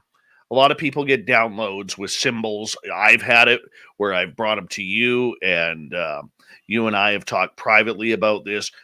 What's with these downloads and symbols that seem to come from out of nowhere, but we just can't get them out of our mind? Well, I think that, first of all, symbols are, as the word implies, they symbolize something and not necessarily something that you know. I mean, the best case for crop circles is, the conventional explanation is it's good old boys, or the English equivalent of good old boys, and farmers stamping out a piece of their field so they can, do a ha-ha with the yellow journalism that is prevalent in Great Britain, and that tends to be read around the world by some people. But they look like the magical sigils that have been around for ages, since ancient Egypt. Certainly all the medieval magical grimoires have magical sigils and magical talisman. And are they a language like the Enochian language, supposedly the language of the angels, and as George Andrews put it, the language of interstellar beings, which is a very interesting take on it, and I've quoted it repeatedly. Andrews did a couple of fantastic books about UFOs. But I think that they are a range of things. I try not to divert into other subjects that I know we don't have time for, but there's a whole school of thought on psionics, which involves using a schematic drawing and a physical turntable made out of cardboard with aluminum foil on it so that you can put it on your head afterwards, that actually functions as a machine. I think a good many of these symbols are psionic machines if used properly. And I base that on something that I found when I was introduced to the Cypher by Tim Coutet, the person who really was the first person in America after the late Bill Webb to come up with a computer program that would do your decoding for you. If you put in a word or a sentence or a whole book, it would decode it instantly in a program called Lexicon, which was, unfortunately, the copy that I had was on a floppy disk. So I have nothing that will play that anymore. But there are some really great interpretations on the internet. Just look up thesecretcypher.com. It's free. But I think that they are techno-magic. And if it strikes you that this one is intended for you, put it with any others that strike you that was intended for you. And at some point, like a jigsaw puzzle, it will reveal itself to be a psionic machine. Put it together, and what you get is what you're supposed to get. And I think that's been true for magical sigils since the dawn of time. What happened with the lexicon program is Tim, who came up with was a medical programmer and came up with the lexicon program. There was a thing called the Star 26 module. And I haven't even seen it for many years, but I remember when it would draw the different permutations of the English alphabet as filtered through the sixth iteration of drawing a straight line between each letter of the alphabet in various ways. And if you put that on run, it would run tens of thousands of alternate ciphers. But what they looked like going by at really, really high speed was like every sigil you've ever seen. Like embedded in the code as a code within the code that shows angelic signatures, marks, the names of demons, the names of angels, whatever you want, and every crop circle that's ever circled. So, and this was something that is based on a work that allegedly was dictated by a non-human intelligence in 1904, the year my father was born. So actually the month my father was born, but the exact month, that is probably just coincidence, except I don't believe in coincidences. So they're all synchronicities at some level. Look up the Fibonacci sequence if you don't think this is fundamental to the nature of things. That's Fibonacci. All right. Don't ask me to spell it, though. I'd have to get the dictionary out. I have some questions from our audience here for you. We're going to start off with Raz here, and I got a few of them, and we only got about 16 minutes to go, so we'll try and get through as many as possible. Raz is asking, Alan, what do you think of suicidal cults?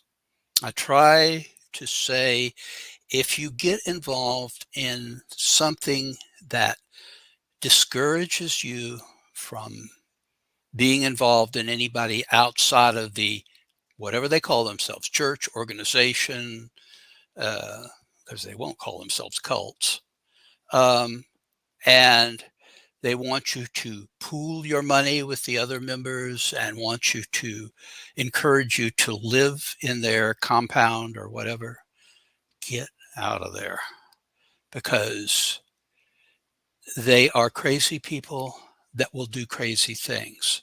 So some of them are not suicidal as such, but the common denominators are, don't talk to outsiders. They're all troglodytes. They're all inferior beings or non-beings. Don't even talk to your family, blah, blah, blah, blah, blah, blah. The object there seems to be cutting you off from any criticism. And also, if there's a charismatic leader or leaders, as in the case of Bo and Peep, the Hale-Bopp suicides. They may start out as something that seems very harmless, maybe involving some kind of enlightenment or, whatever their particular pitch is. And then you wind up, if you stay with it, you wind up believing everything like you're going to be taken away on a UFO when the comet goes by, but only if you kill yourself first. And there will be some people who will say, well, I'll be leaving now. The People's Temple people, by the time they realized that, some of them, they were in Guyana in South America, which doesn't have, like a taxi that you can take home. So there, almost 1,000 people died one way or another. And if you have been in an organization that you think is not a cult and you leave it and they hound you and threaten you or whatever, you are definitely in a cult. Stay away from it and denounce it. And your best weapon is to denounce it publicly and repeatedly. That's about as much as I can say about it. I think of suicidal cults as horrible, and I would like to punch them all out. And I have some experience with that, but mostly I think that the more subtle ones are not that far gone. They're not suicidal, but the worst of them are small and long lasting. And at the end of the road, it's the cliff. So Right. stay Let's away. go to Lala. Let's go to Lala's question here. Do you know what the spiral symbol means? As a kid, when I was scared of something paranormal, I would draw them on the door or wall and didn't know why. How long do we have? Spiral can be, did you draw it from the, well, I can't ask, it's from the bottom to the top or the top to the bottom? If you drew it from the bottom to the top, it represents the Kundalini energy, which is the energy that elevates you to a higher state of being. If it descends, that depends. But I would say that given the fact that it seemed to protect you, that whichever it was from top to bottom or bottom to top, it represented the energy of the universe coming into you in a nurturing and protective fashion. So you did the right thing, and it means, to borrow the name of a really old movie, somebody up there likes you. Well, that's a nice way to put it.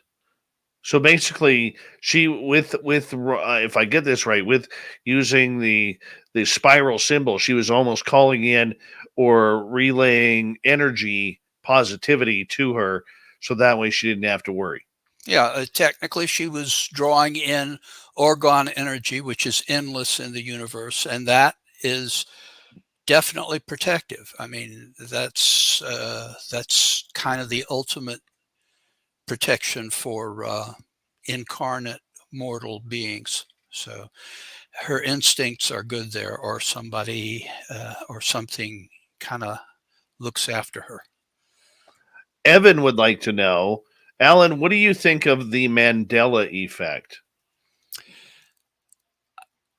I have some spooky stories of that sort that makes me wonder if I'm getting addled in my old age, because I remember, and I should keep a record of these things, but I don't.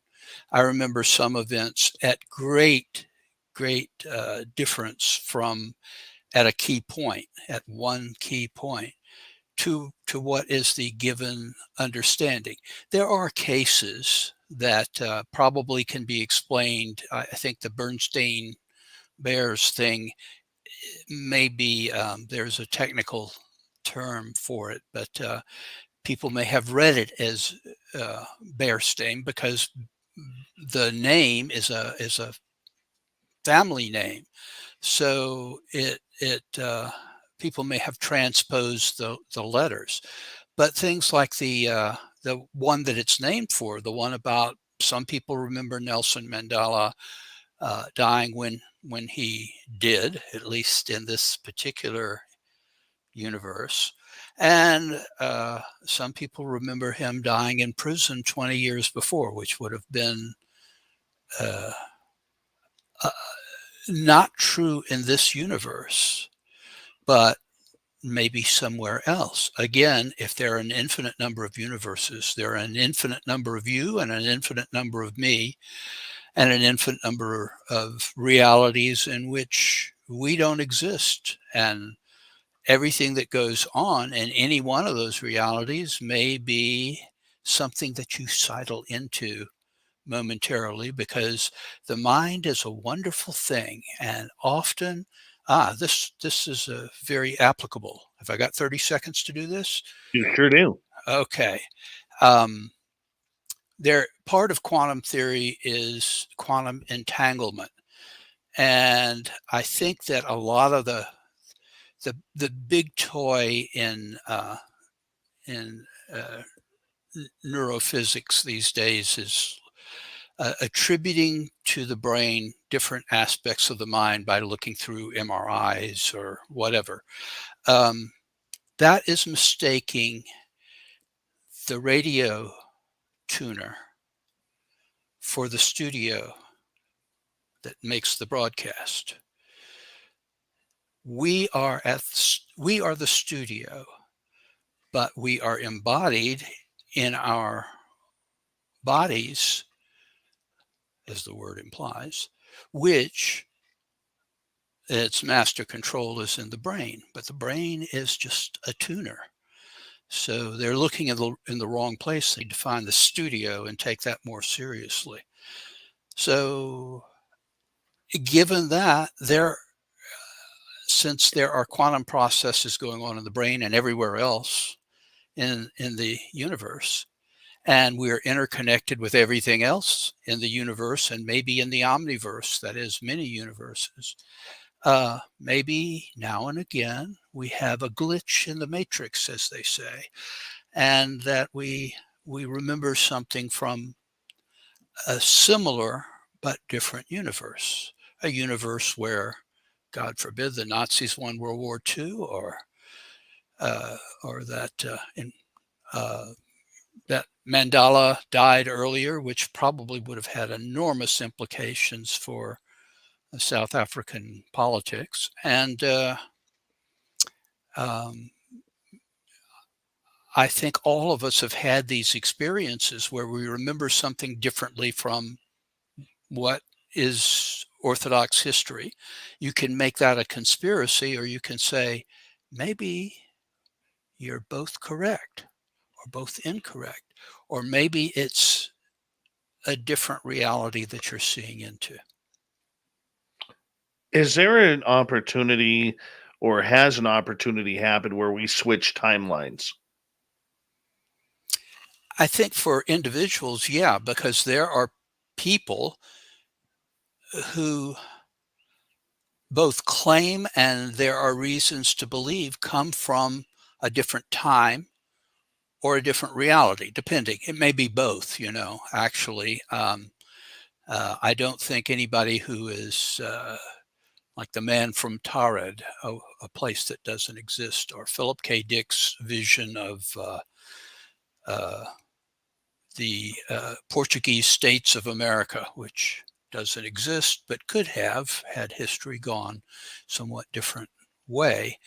There are people and events that exist in a different time or outside of time, and in a different place, or a different brain, B-R-A-N-E, membrane of reality. And the short answer is some people disappear and disappear forever, and there are various explanations, and some people appear out of nowhere. So yeah, for sure. I think that goes on somewhere in the world every day, just like there's a UFO sighting somewhere in the world every day of the week, 365 year after year. So we all experience our own individually, then, is what you're saying. Well, yeah, but I think if you completely went to another reality, you would be seen by people in this reality as just disappearing. And probably after a few days, they would call the Mounties and they'd look for you and they wouldn't find you. And that would be a case. And if you ever showed up, I think of the Travis Walton UFO abduction case. He's gone and then he's back, and his memory is of being abducted by aliens. But I wonder how alien it really was. It may have been totally alien, as in another world altogether. Not our outer space, but sort of other space. However, you can't say that it was a purely internal thing, because there were other witnesses, and most recently and most, I think, convincing, there's evidence in the, as often is the case, in the tree rings from that area, which has been, I mean, they were out, him and the group of witnesses were out, I think, doing lumberjack stuff. So they were, it's a really bad way to put it, lumberjack stuff. Okay. Cutting down trees, logging. Logging, yes, they were out logging, and there's still apparently logging in that area going on. And scientists have long since utilized tree rings as a way of analyzing what happened when, because they build up in 1 year at a time. So apparently the exact time where there was a fire in the sky, so to speak, there are burn marks in that particular ring that has been discovered just in the past few months. Oh, wow. Let's get over to Boogie on Down's question. We got 2 minutes. Will Alan ever write an autobiography? Oh, no. Oh, yes. Well, I've heard that before, and I suppose my experiences have been so varied. I suppose I could write an occult autobiography, which would talk about my occult experiences going back to childhood, really. But to write about the different things, I've been a student, a world traveler. I've been married multiple times. I've had many relationships that probably are pretty spicy by general standards. And it's just a very, very broad thing. I, to date, have had a very, very diverse and rich life. And there are high points and there are low points, but it would be, oh gosh.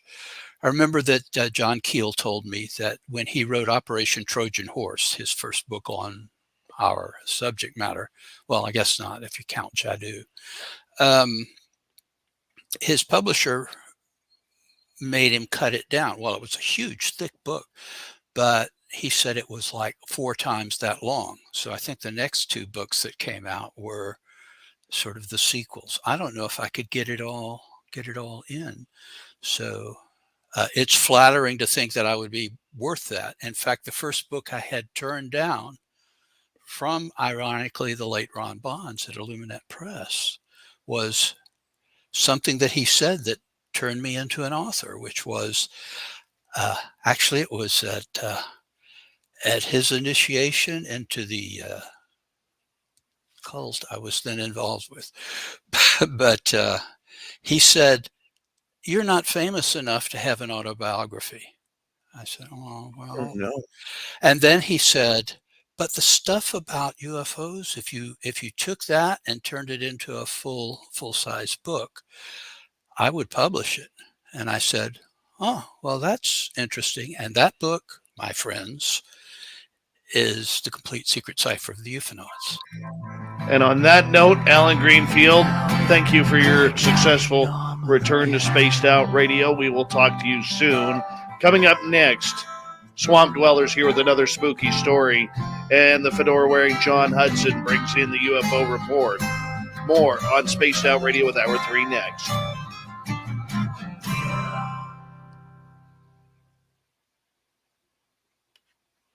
Great show, boss. Thank you. Thank you, sir, for the opportunity. Where do I get out of here gracefully without... I will take you out, but I want to bring you on very soon again because we got so much more to talk about. But I want to do like a complete audience question night with you. Yeah, I love to do that. That is my favorite thing to do. And, you know, they can ask me anything. I mean, that's just... Yep. And they do. They really do. I'll get my, you know what? I've got my schedule up here right now. Do you want to do it next month? You have to clear it through Olaf. Yeah. Because the reason is I've just arranged for him to be my record keeper because I'm old and forgetful. But I don't. If I scheduled 2 events on the same day, it would be real complicated. Olaf and I talk weekly, so I'll line it up with Olaf. Okay, that's great. I would love to be back on, especially with the Q&A. All right. You take care, sir. Live long and prosper. Take care. Allen Greenfield, everybody. Gotta love him. Gotta love him. I'll be right back, guys. I'm going to blow my nose and go to the bathroom. I'll be right back.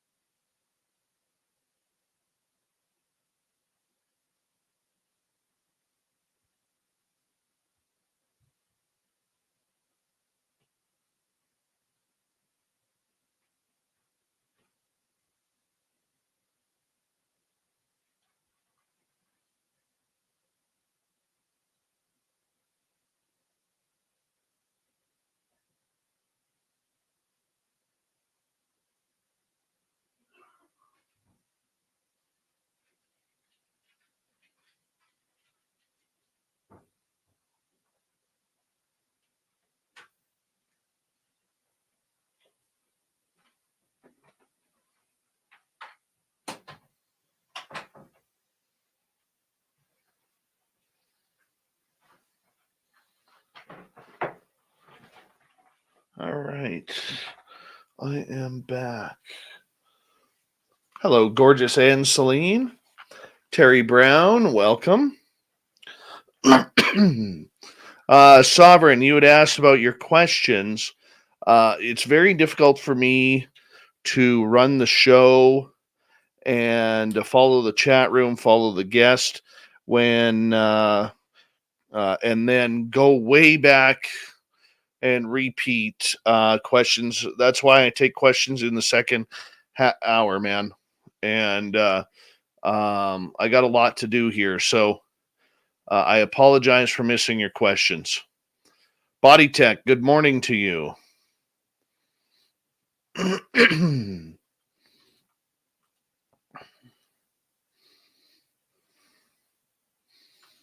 Let's go. Orange? No. Boring red? No. Pink? Let's go purple.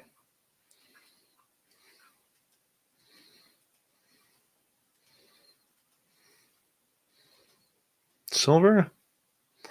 No. Let's try that. There's a nice blue. Crystal Light, how are you? Of course I wash my hands, Ann Palmer. Would you like to connect with us? Head to spacedoutradio.com for all your latest show info. Now, back to Dave Scott and SOR. Third and final hour of Spaced Out Radio is now underway. My name is Dave Scott. Thank you so much for taking the time to join us. We really do appreciate earning your listening ears wherever you are on this beautiful planet we call Earth. Hello to everyone listening in on our terrestrial affiliates around North America and digitally on TalkStream Live, Revolution Radio, and KPNL. All of our archives are free. Join us at youtube.com/Spaced Out Radio. Do old Davey the favor, hit that subscribe button. The Desert Clam has set the password for tonight in the SOR Space Travelers Club, Hamshackle. Hamshackle is your password. Use it wisely, Space Travelers, as the Clams sets the password each and every night right here on Spaced Out Radio. Our website is spacedoutradio.com. We have a plethora of features for you, including rocking out to Bumblefoot, reading Shirky Poo's Newswire. Check out our swag as well. Follow us on Twitter at Spaced Out Radio, Instagram at Spaced Out Radio Show, and on TikTok at Spaced Out Radio. It is that time once again where we head to the swamp. Our resident swamp dweller brings us another spooky story. Hi, Spaced Out Radio listeners. This is Swamp Dweller. It's time for your nightly dose of spookiness on the show. If you have an interesting encounter or a spooky story that you would like to share, be sure to submit them in at swampdweller.net. You can also find our YouTube channel at youtube.com/swampdwellerreads. Now, let's chill out, relax, and together, let's enter the swamp. If anyone has ever seen the wild and wonderful whites of West Virginia before, this is the exact area where this event occurred. I literally had to drive by their house on the way. Hank Williams III also wrote a song about it called Boone County Blues, which really captures the essence of the depressing, drug-consumed area. I worked as a lab technician for an independent company. I would run an analysis on coal samples to determine the quality. Ash, sulfurs, whatever, things of that nature. Part of the job was driving company pickup trucks to various coal mines, train loadouts, and river docks to draft barges and collect samples. We got a call at around 2 a.m. to go pick up a training sample over in an incredibly remote area in the middle of nowhere. It was a mine, and the mine was miles away from absolutely anything. To get there, I had to drive across a place called Williams Mountain, home of Jesco and all the other whites. It's a notoriously steep, curvy, and dangerous mountain, with a very high rate of accidents. I made it to the mine and collected the sample without incident. After about 15 minutes of driving, I started back up the steep mountain. Having made the trip numerous times, I could take the curves fast, especially when it's pitch dark, and you can see headlights approaching you. The nearest stoplights stop signs, or street lights are a good 30 miles away, so it's a different kind of dark. The complete darkness just perfectly compounds the isolation. It was because I was driving so fast that I was completely caught by surprise when it appeared that there was a vehicle quickly catching me. I started speeding up, but before I knew it, they had caught up with me. When they got close, they turned on their high beams, and I could tell it was a truck from the height of the lights. But the bright lights had me somewhat blinded. It was then when the terror really began. They started edging closer and closer until they were right up on my ass. It didn't matter how fast I went. They stayed right up on me. Suddenly, they stopped in the road and killed the headlights, completely weirded out and rattled to my core. I took a huge sigh of relief and started laughing nervously as they dropped from sight. Thinking it was just some idea of a cruel joke, never had I been so ready to see that city skyline. Not too long after, and to my complete and utter horror, the lights started quickly climbing the mountain once again. Frantic, I punched the gas, almost wrecking twice trying to flee. But it was no use. Again, the bright lights filled up my mirrors, and simultaneously filled my heart with fear and absolute dread. They would back off a little bit, then get extremely close, repeating this over and over, until they finally rammed me twice. The second time was hard enough to make me swerve, though thankfully, I was able to ride it out. I should note that there is nowhere to pull off while traversing the mountain. Just guardrails on either side, and drop-offs wherever the rails are missing. There is only one little church on a wide spot of the road, so I tried to pull over to let them pass. I put on the signal and turned off, but my pursuers turned off as well and killed their lights. I ducked down but tried to watch for any movement. Nothing. 2 or 3 minutes probably goes by, and I made my move to frantically peel out. To my unimaginable relief, they didn't pull out, but I wasn't convinced it was over. Sure enough, the light approached once more, though this time it was accompanied by a sound. An unmistakable gut-wrenching sound of gunshots. I'd heard the term hyperventilate, but at that moment I discovered the full force of its meaning. Barely able to breathe, I ducked down as low as I could and started reciting a nonsensical plea for help. This was before cell phones were popular, but to this day, service is non-existent there. The bullets rang out like a soundtrack for my misery, and all I could do was just think at that moment if I would ever see my loved ones again. Time is truly subjective. It felt as though I was on the mountain for days, but I finally reached the end, eventually saw a few houses, and immediately pulled into the first I could. The truck didn't turn down the driveway, but lingered in the road, with the headlights off. After a couple of minutes, a porch light came on and the truck did a donut, and started back up the mountain. A man emerged from the home, but I left as soon as the truck's lights were out of sight.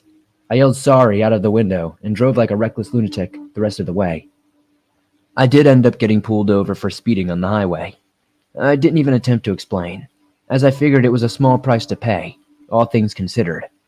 Obviously, I never entertained the idea of ever making that run again, and my boss started collecting samples in the daytime only for that site. The mountains of West Virginia are incredibly beautiful, but there's also a lot of danger lurking in the depths of their remote location. Places that inspire movies like Wrong Turn. Places where no one can hear you scream. Yes, we love our swamp dweller around here, as he'll be back tomorrow for another fantastic spooky story. You can check out his YouTube channel, youtube.com/swamp dweller reads, for another spooky story. All right, it is that time once again where we bring in the fedora-wearing John Hudson and the unbiased UFO report.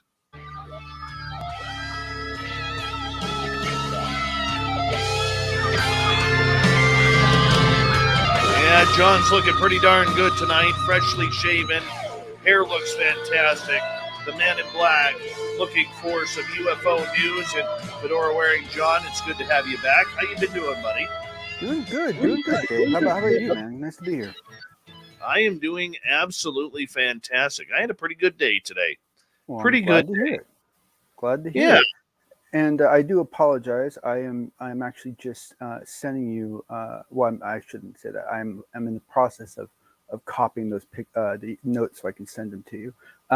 But yeah, no, it's that was so much fun. I mean, to me, a lot of times when some of these folks come on that have been doing this for a little while, they can really bring a very kind of different perspective, and it's enlightening, it makes you think in different directions, which is a really good thing, Hey, you sent me something on Facebook earlier today about a picture of an alien that you saw on, I believe it's Reddit that you saw it.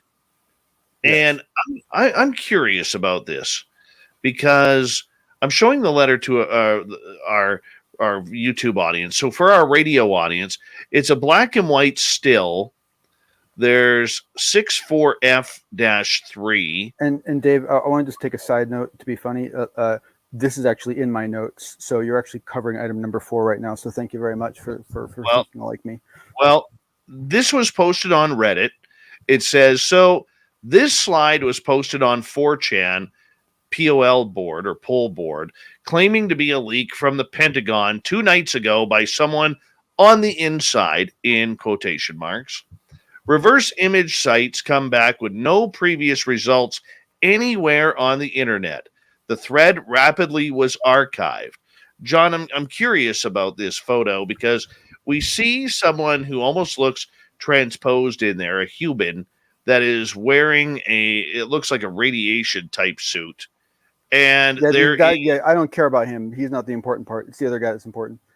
Well, an alien gray standing there. Yeah, with really bad posture, by the way. Yeah, and a beer gut. Yeah. Yep. So, what's your thoughts on this? So all delivery and everything aside, I think in pictures, and so to me, the ability to take a picture and dissect it, it's beautiful, and it's very easy, and it's kind of a lovely thing. And if you take this picture and you run it through some of the algorithms out there that do image matching for reverse lookup. So I don't just mean going to like Google Images, that's important to do that, but also use tools like Pinterest, where you can highlight certain areas where it'll look for shape matches. So it'll look for things where people are standing in the same pose, but maybe their clothes are totally different, because a lot of this stuff will end up being manipulated in incredibly, it's like some of the best pictures that have been faked have been pictures where like 90% of the picture has been a real Air Force picture, and they've just added 2 things and changed 1 thing and completely changed the picture, and it was that easy for them to do. And so those are the kind of things you have to look for. And I didn't spend hours, but I spent a little bit of time like doing this, and I could find nothing. I really couldn't find a thing. And so now it could be unique art, right? If you paint an absolutely unique picture, the same thing will happen. But I gotta say that from a pure picture reflective point of view, I think it's interesting, and I would love to see this investigated. My gut feeling is it'll be proved to be nothing. But I have to admit, the fact that it's been so hard for me to find even any kind of similar picture, it's kind of odd. I am worried about that the photo does look highly overexposed. Yes. Yeah, agreed. And it's clearly cropped. It's clear that there was more to the picture, because it doesn't really make sense that you would have if that really is an alien, it doesn't make sense that you would have the alien off to the side of the picture. You know what I mean? Like that's just weird, right? Like oh, I took a picture and oh look, there happened to be an alien sitting. No. You're taking a picture of the alien. The guy is the side story, right? So this is clearly a crop picture. So there's a ton of spookiness to this, but I got to admit, it does appear to be a relatively unique image, and that says something. So it could just be unique art, in which case, hats off to the guy or gal that did it. It's beautiful. Maybe turn it into an NFT, make some money. But for now, we wait and we monitor. The good news is that Reddit, the folks on Reddit are pretty aggressive. And so my guess is that it'll be run to ground pretty quickly. At least that's my hope. All right. As we continue on with the unbiased UFO report, here with the fedora-wearing John Hudson. And, we absolutely love it when John is in here going on. There's some news around Luis Elizondo and everything that goes around him. He's doing the big public tour once again, my friend, regarding UFOs. So I'm curious what your thoughts are about Lou and everything that he's doing right now. So I think I think Lou is someone who you it's weird, but in a way you really have to take him at his word, almost at like a fanatical level, in that essentially he really just says what he's going to do. And if you think about what he's been talking about for the last couple of months, I mean, everything went quiet and he came out and said, oh yeah, we slowed things down because it was getting a little crazy. Don't worry about it. And then like a little while later he said, oh yeah, it's going to speed back up again. And I mean, like he's basically telling us what happens, right? And so essentially, as far as I'm concerned, if you believe what he's been saying, and you have to at least believe what he's saying is true for in the context of what he is physically doing. And so, to me, this is just, the on schedule next gear within the transmission, right? I mean, it's like, it to me, it just seems like the next phase. What exactly that phase is and what it entails. Sadly, I'm not one of the cool kids that gets to find that out, but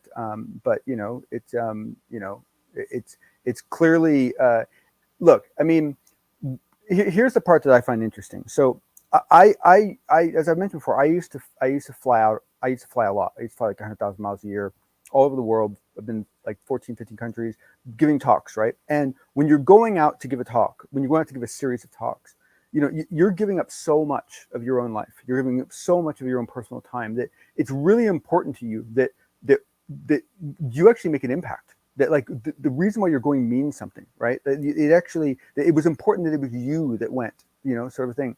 And I think most people are like that. And so you have to ask yourself, okay, so what does Lou think he's going to get out of all this exposure? And so what I have to think is that it's not about Lou getting exposure. It's about Lou getting the exposure to release some information. And so I have to believe that this is part of a buildup toward an information release. To me, that's the only thing that makes sense. I could be completely wrong, but that's my gut. I tagged you in this on Twitter earlier today, but Daniel Otis, the writer who helped us break the UFO story in Canada last week, who has a great sense of humor, by the way. He does. He actually got a copy of the letter from Minister or Member of Parliament Larry Maguire to Deputy Minister of Natural Resources John Hannaford. And there's some highlighted areas in there that I just want to go over with you. Oh, please. And basically it says, has Natural Resources Canada ever received incident reports of drones or unidentified aerial phenomena, in brackets UAP, in or near Canadian nuclear facilities? Please find enclosed open-sourced incidents provided by Chris Rutkowski. Are reports of drone or UAP violations in and around nuclear facilities publicly disclosed? He goes on to say, I believe it would be prudent for Atomic Energy of Canada Limited to proactively reach out to their American counterparts to discuss their efforts and to inquire how they are handling these reports and investigations. But it goes to page number 2. And for people who have been following, people who have been following this for quite a long time here on Spaced Out Radio may recognize what I'm about to say. All right? And that's a big hint here. A big hint. And the letter goes on to say, I met with Mr. Luis Elizondo, who was involved in the Pentagon's Advanced Aerospace Threat Identification Program from 2008 to 2017.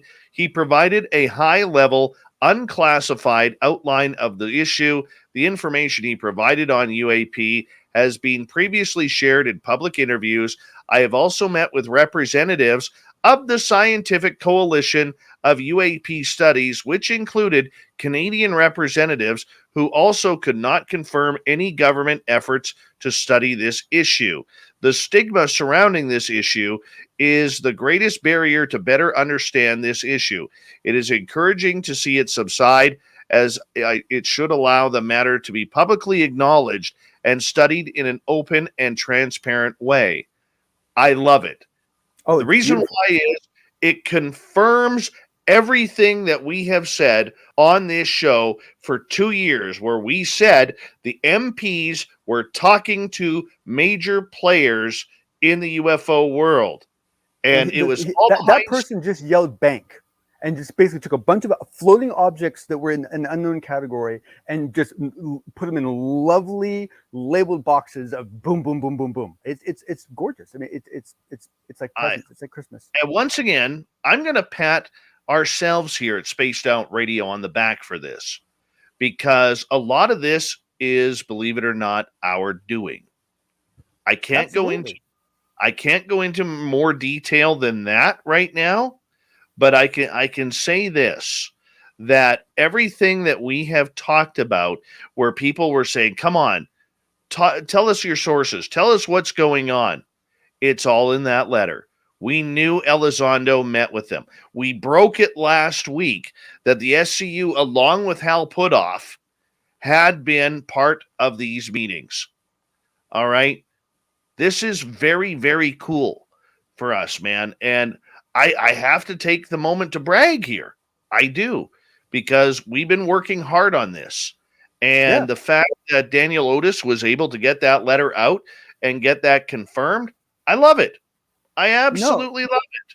No, and the thing that I love about it too is that, you know, a lot of the information that's covered, like is like we said, it's information that's already come out, and you know, very often that's all we get. And the fact that, you know, people put in the effort to actually get the confirmation letter, essentially. Get the confirmation letter, right? Signed by the parents, you know, and boom, you know, you have this beautiful, mark on your map that says, okay, you know, this is. I was especially surprised by the declaration of what years Elizondo was serving. I was like, well, the other thing that was interesting on Twitter, I don't know if you saw it, but Chris Rutkowski actually tweeted me and said, I met with Elizondo also. Yes. Yeah. Like I said, that was part of the thread that made me realize what a good sense of humor he has. He's got a very dry sense of humor. No. And the thing is that, you know, am I honestly surprised that Elizondo met with him? Absolutely not. You know, if it was convenient to do so, I have seen no reason why Elizondo would not. Elizondo honestly really actually seems like a nice, decent human that would be very friendly in most cases, right? So, you know, to me that makes perfect sense, and you know, and it's certainly kind of a feather in his cap to show that, you know, he was seen as kind of a trusted source. But you know, I mean, and honestly, you know, one thing that makes it really easy to believe is that we know there's only like 30 of you in Canada. So, I mean, it's got to be, you know, you got to be doing all this stuff on your own, right? Well, absolutely. But you know what? It just goes to show sometimes, and I realize the UFO public doesn't like it, John, but sometimes you have to keep your sources close in order to get the story out at a future date. This is what happened here with this story. In order for it to come out, I had to keep my sources close. I couldn't reveal who they are. I couldn't reveal that I knew Elizondo had met with the MP until it was brought out. And very much so, it's a good day. And you know what? I think it's great that Canada is finally getting into the UFO game on the political level. I think it's fantastic because it's going to support whatever happens south of the border as well. John, I'm going to get you to hold on right there. We're going to continue the Luis Elizondo talk and more from the fedora-wearing John Hudson on the Unbiased UFO Report when we return here on Spaced Out Radio. Stay tuned.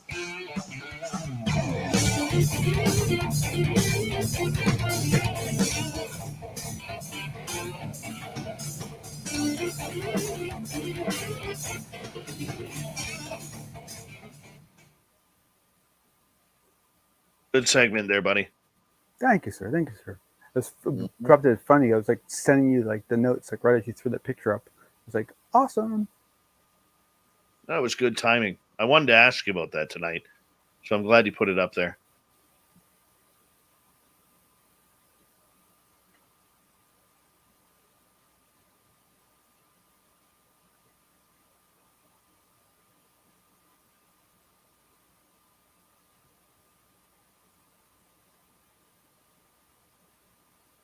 Mm-hmm.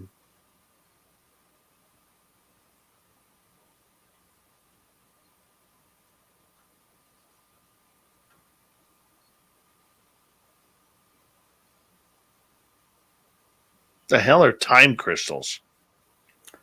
Well, it's funny. That's actually what I'm trying to find right now a cleaner explanation that ties it all together. But basically, what it is this is a real world. This is real world science, kind of bumping into the very old slide deck of Edgar Fouché. Very nice. Very nice.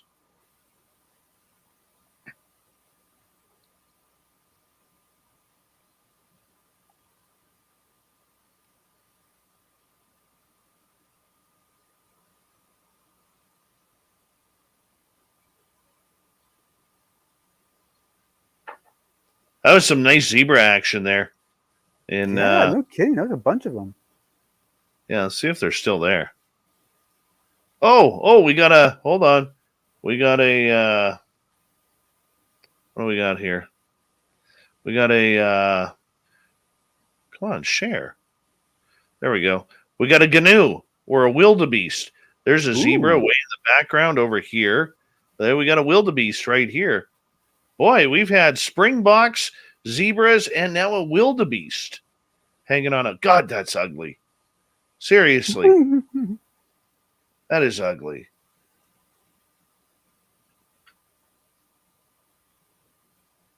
Oh, why did I do that? I didn't have to do that. Hold on, let's just go like this. Kill that one. And then we'll go like this. There we go. Look at that.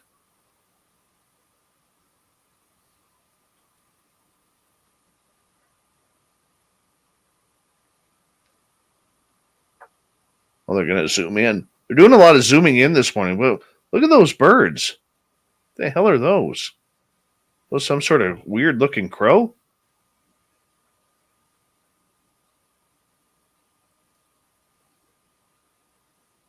Boy, those antlers look sharp. I wouldn't mess with that wildebeest. Unless I was like a lion.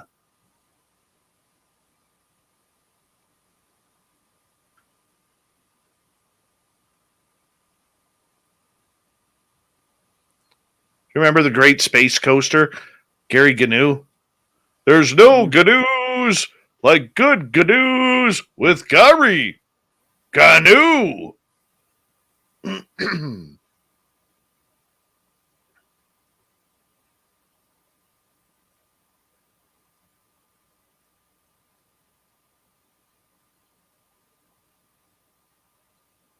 All right.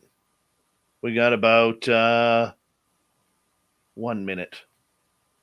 Big thank you to Cat Chaser, Phil, Doug, Michael, Jim Bob, Ghost Dragon, Tits McGee ×2, Thomas, Stefan, and Steve for the amazing super chats tonight.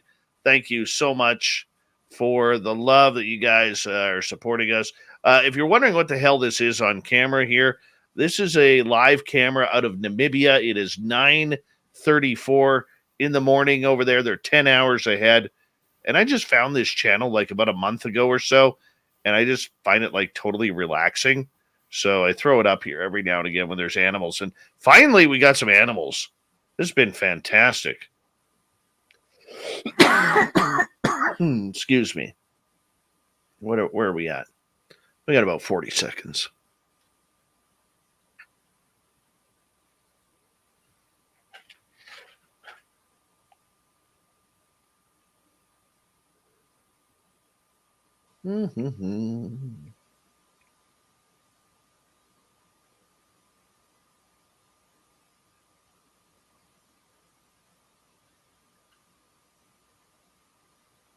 All right, John, 15 seconds.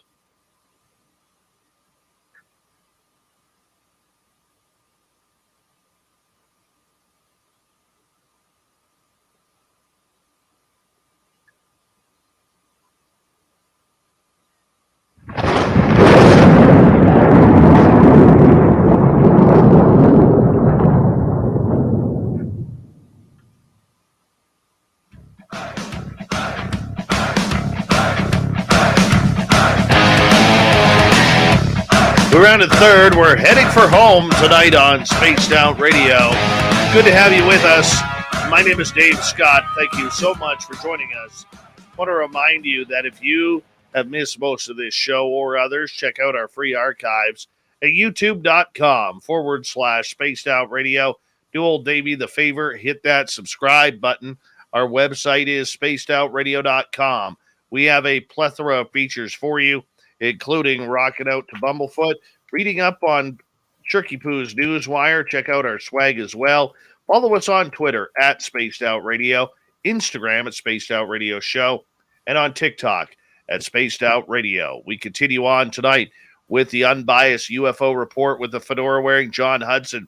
John, we are sticking with Luis Elizondo here because he kind of dropped a big name here.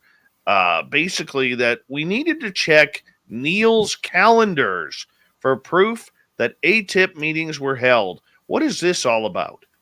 Yeah, so as I said, there are people in this world that actually just say exactly what they mean and what they're going to do, and we're not used to it, so it's a little off. But he appears to be in that mode at this point. Because he just laid it out for us. He just said, "Oh, and by the way, there's this one guy, Neil. You should check his calendar. It's really important." and so luckily for us, needless to say, people were paying attention, as people tend to do. And so what we have is we have a person by the name of Klaus, to give him some credit, who drew attention to the fact that this is who Elizondo was talking about when he urged the Pentagon to check Neil's calendars for proof that ATIP meetings were held. And what he provided is a nice 2-page document, some of which is quite redacted, that basically goes into detail about what his name is Mr. Neil what would you say, Tipton, I believe, Tipton, a director for Defense Intelligence, Collection and Special Programs, Office of the Undersecretary of Defense for Intelligence. And that's just like one sentence of a whole lot of government gobbledygook. This guy has been doing this for a long time. He's been doing it well. And this guy is, 38 years in signal intelligence. Man. Yeah. So why is this guy important to UFOs? So basically, if he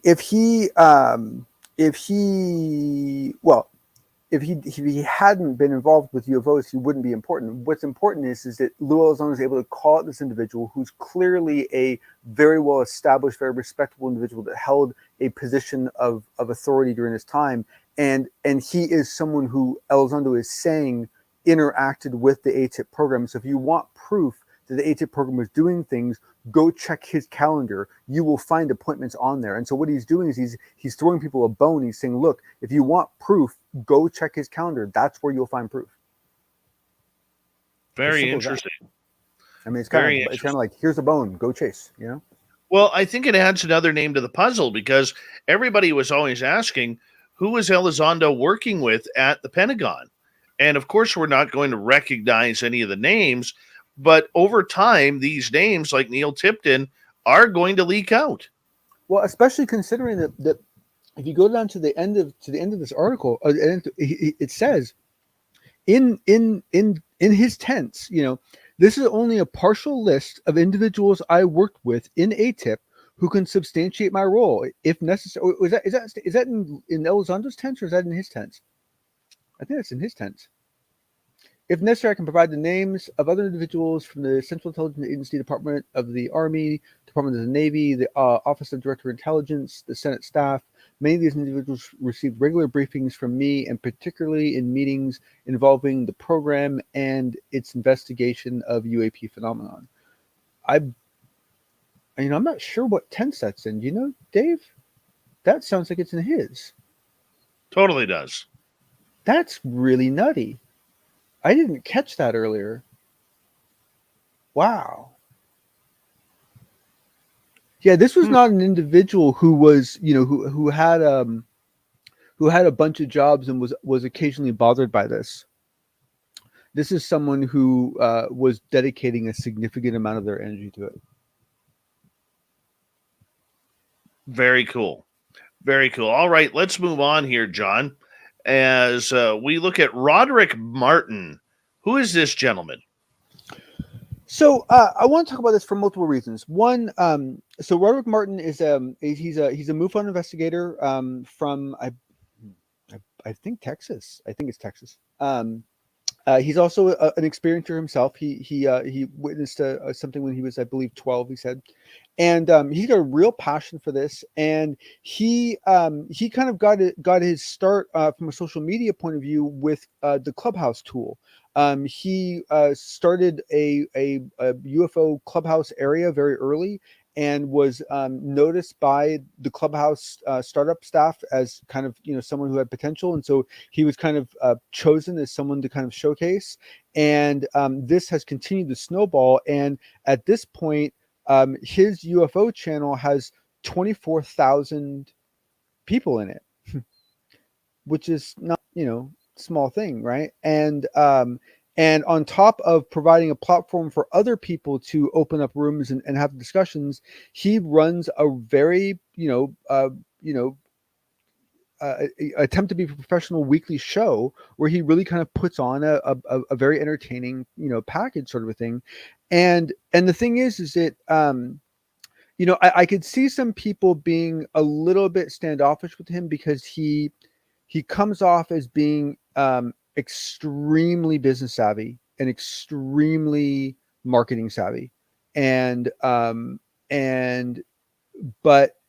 with that said, I don't think he's necessarily using it for nefarious means. But the other thing that I found very, very interesting is that essentially when I've interacted with Roderick a little bit. He's a very, very nice gentleman. The way he treats people he interviews is it's lovely. He's a really kind soul. But when it all started, it was actually all because of Anjali, right? That's actually what got that whole thing started. It was him getting Anjali to come on the Clubhouse and give talk. That's what that's what got the whole thing. That's how the whole thing blew up. Now, I didn't catch the last 30 minutes or something of his interview today, but in the first 2.5 hours that this guy was interviewed, he didn't mention her once. Now, he doesn't have to. And I think it's a mistake for us to too closely bound the interviewer and the interviewee in any way, shape, or form, right? You have to have some separation between those things, right? But to me, it still is somewhat of a potentially important data point, considering what we recently found out about her story. That essentially this might be an indication that there's some separation going on there as well. Speaking of Anjali, Steve Cambion from the Truth Seekers podcast announced today that he has actually scheduled an exclusive interview with Wayne, the gentleman whose property that Anjali claims has a cave on it with aliens. And I don't know if you're watching this show, if you ever watch it, but my respect for you, man, just like went, wow. I mean, I think it's great. Okay, I'm in awe. I'm surprised that he got him to do it, and congratulations. I am shocked that he for got that. him to do it. But wow, are we pushing this Anjali story a little too hard to try and literally wreck her credibility as a person?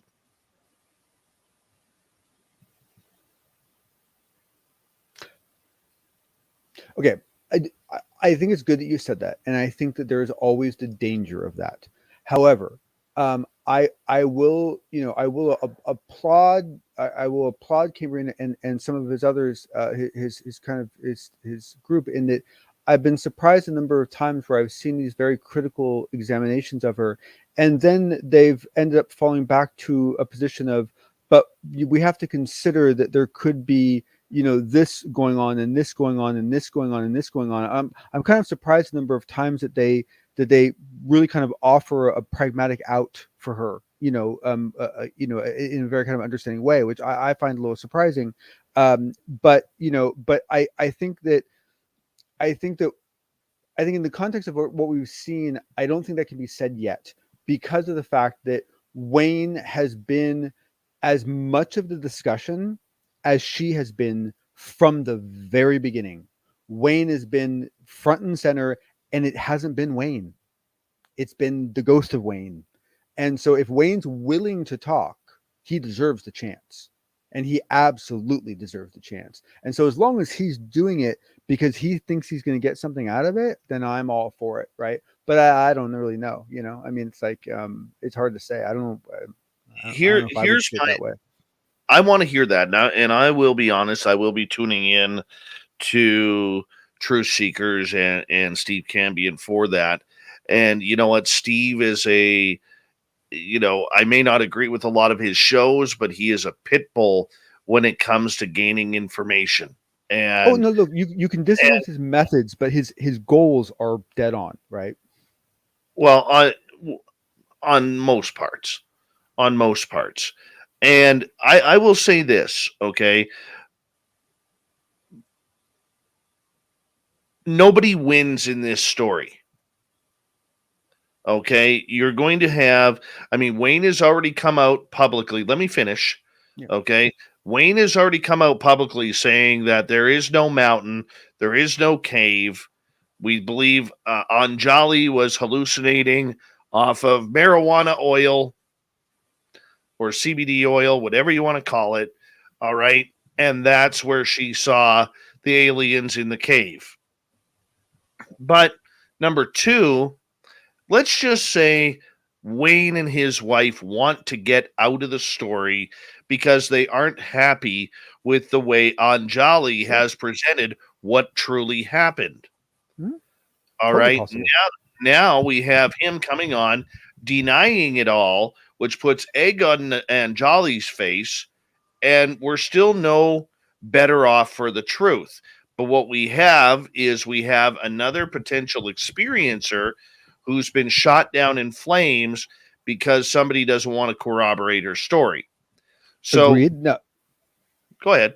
I was going to say the flip side is I agree with everything you said, but I would disagree with the fact that there's no value in it. In that essentially, when she first came onto the scene, I cannot tell you how many conversations I got into with people, side conversations, private conversations, that started out with like, are you watching this?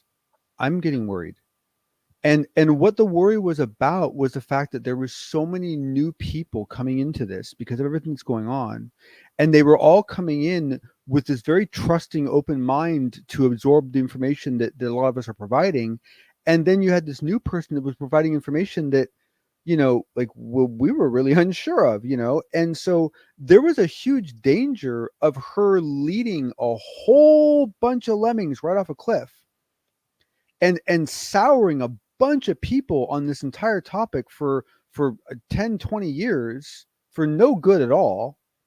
And we might have sidestepped all of that.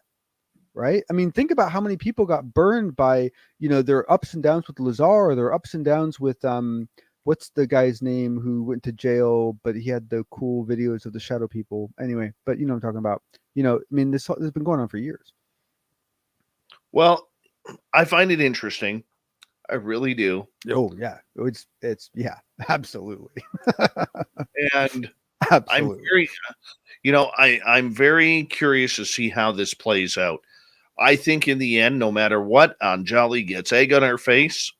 She will continue to fight her own lonely mortal fight. And, we'll see what happens. We will see what happens. John, got to say goodnight to you, my friend. We got to get to the news. And always a pleasure. Thank you, everyone. Talk to you very soon, buddy. Yep. All right, Shirky Poo, what do you got for us?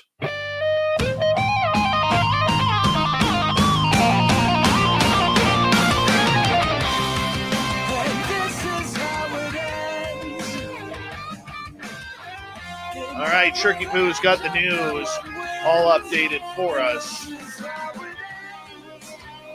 A man who was hospitalized after being bitten by a black widow spider feared he would lose his penis altogether.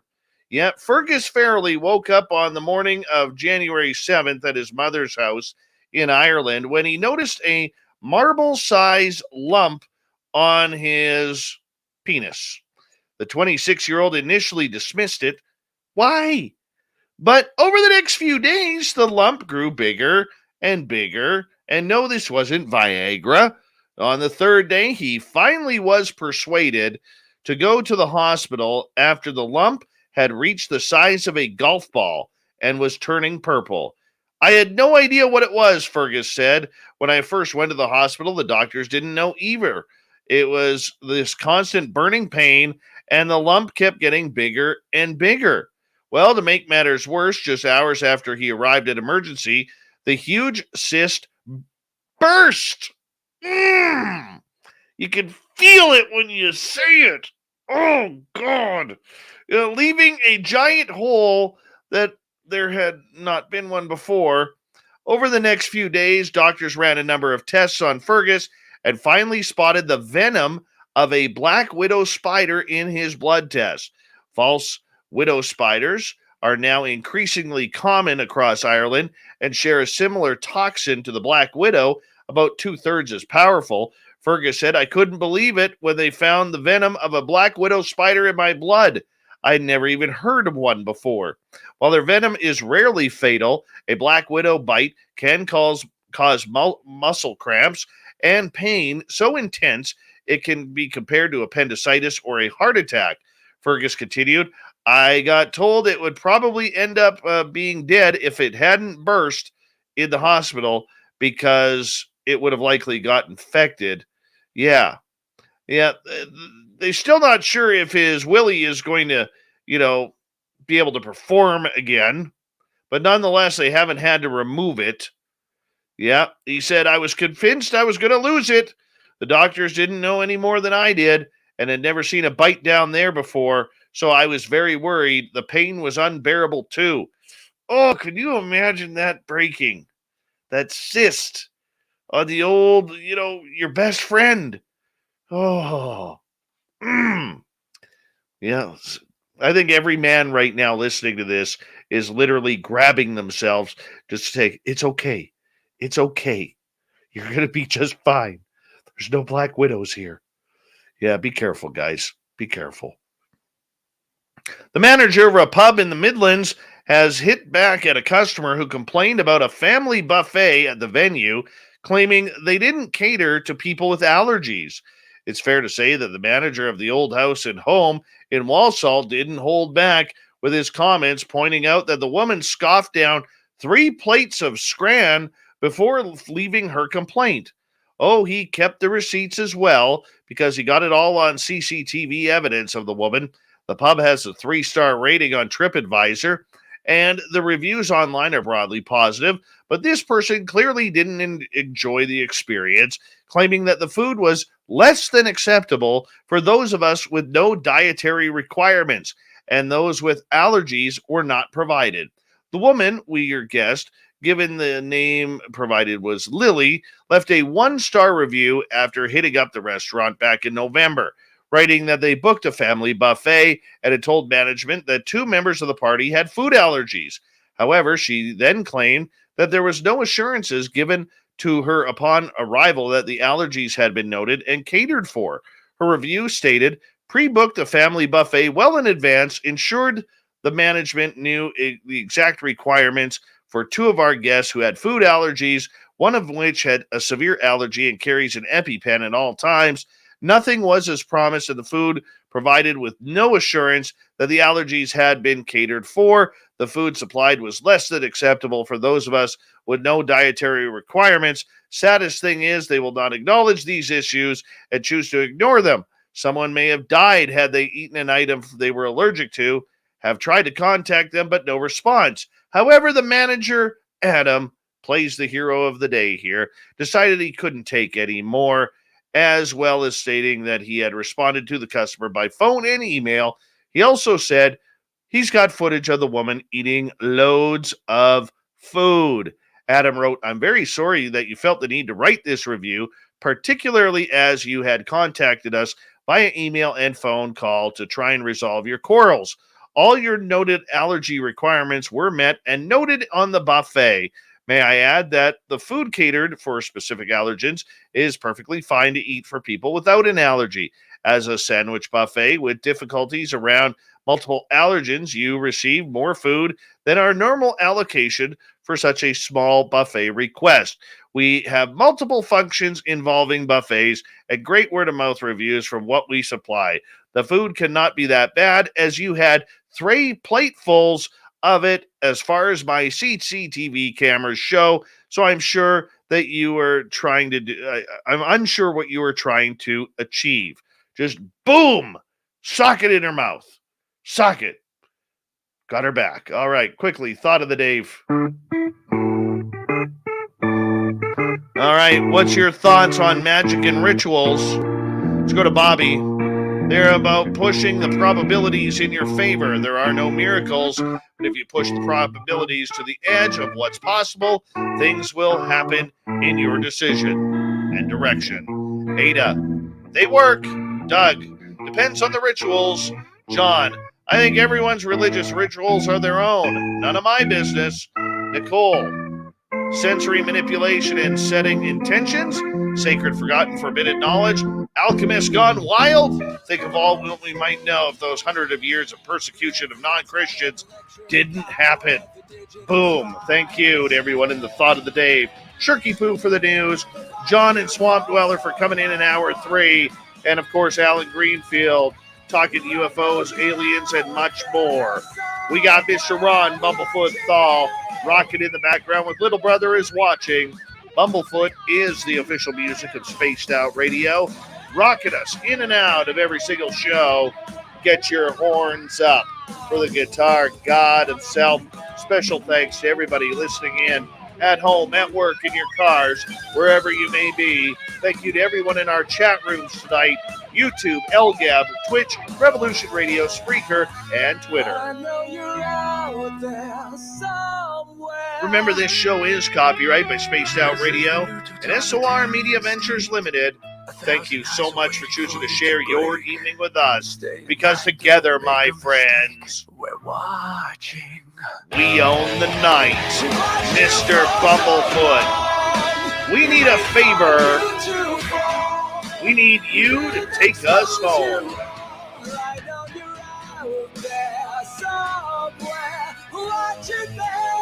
Yes, the Woo train has docked for the night. But soon, my friends, we shall ride again.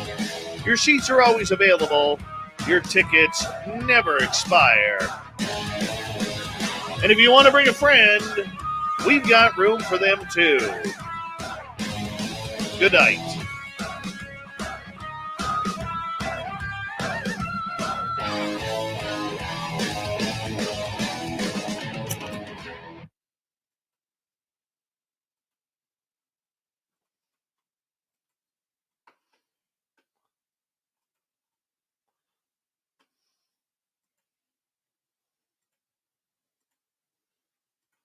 All right, Fedora, bringing you back. There he is, the fedora wearing John Hudson. Your hair looks fantastic tonight, buddy. Oh, thank you, sir. Well, we only got a bird there now. Close that off. Let's go here.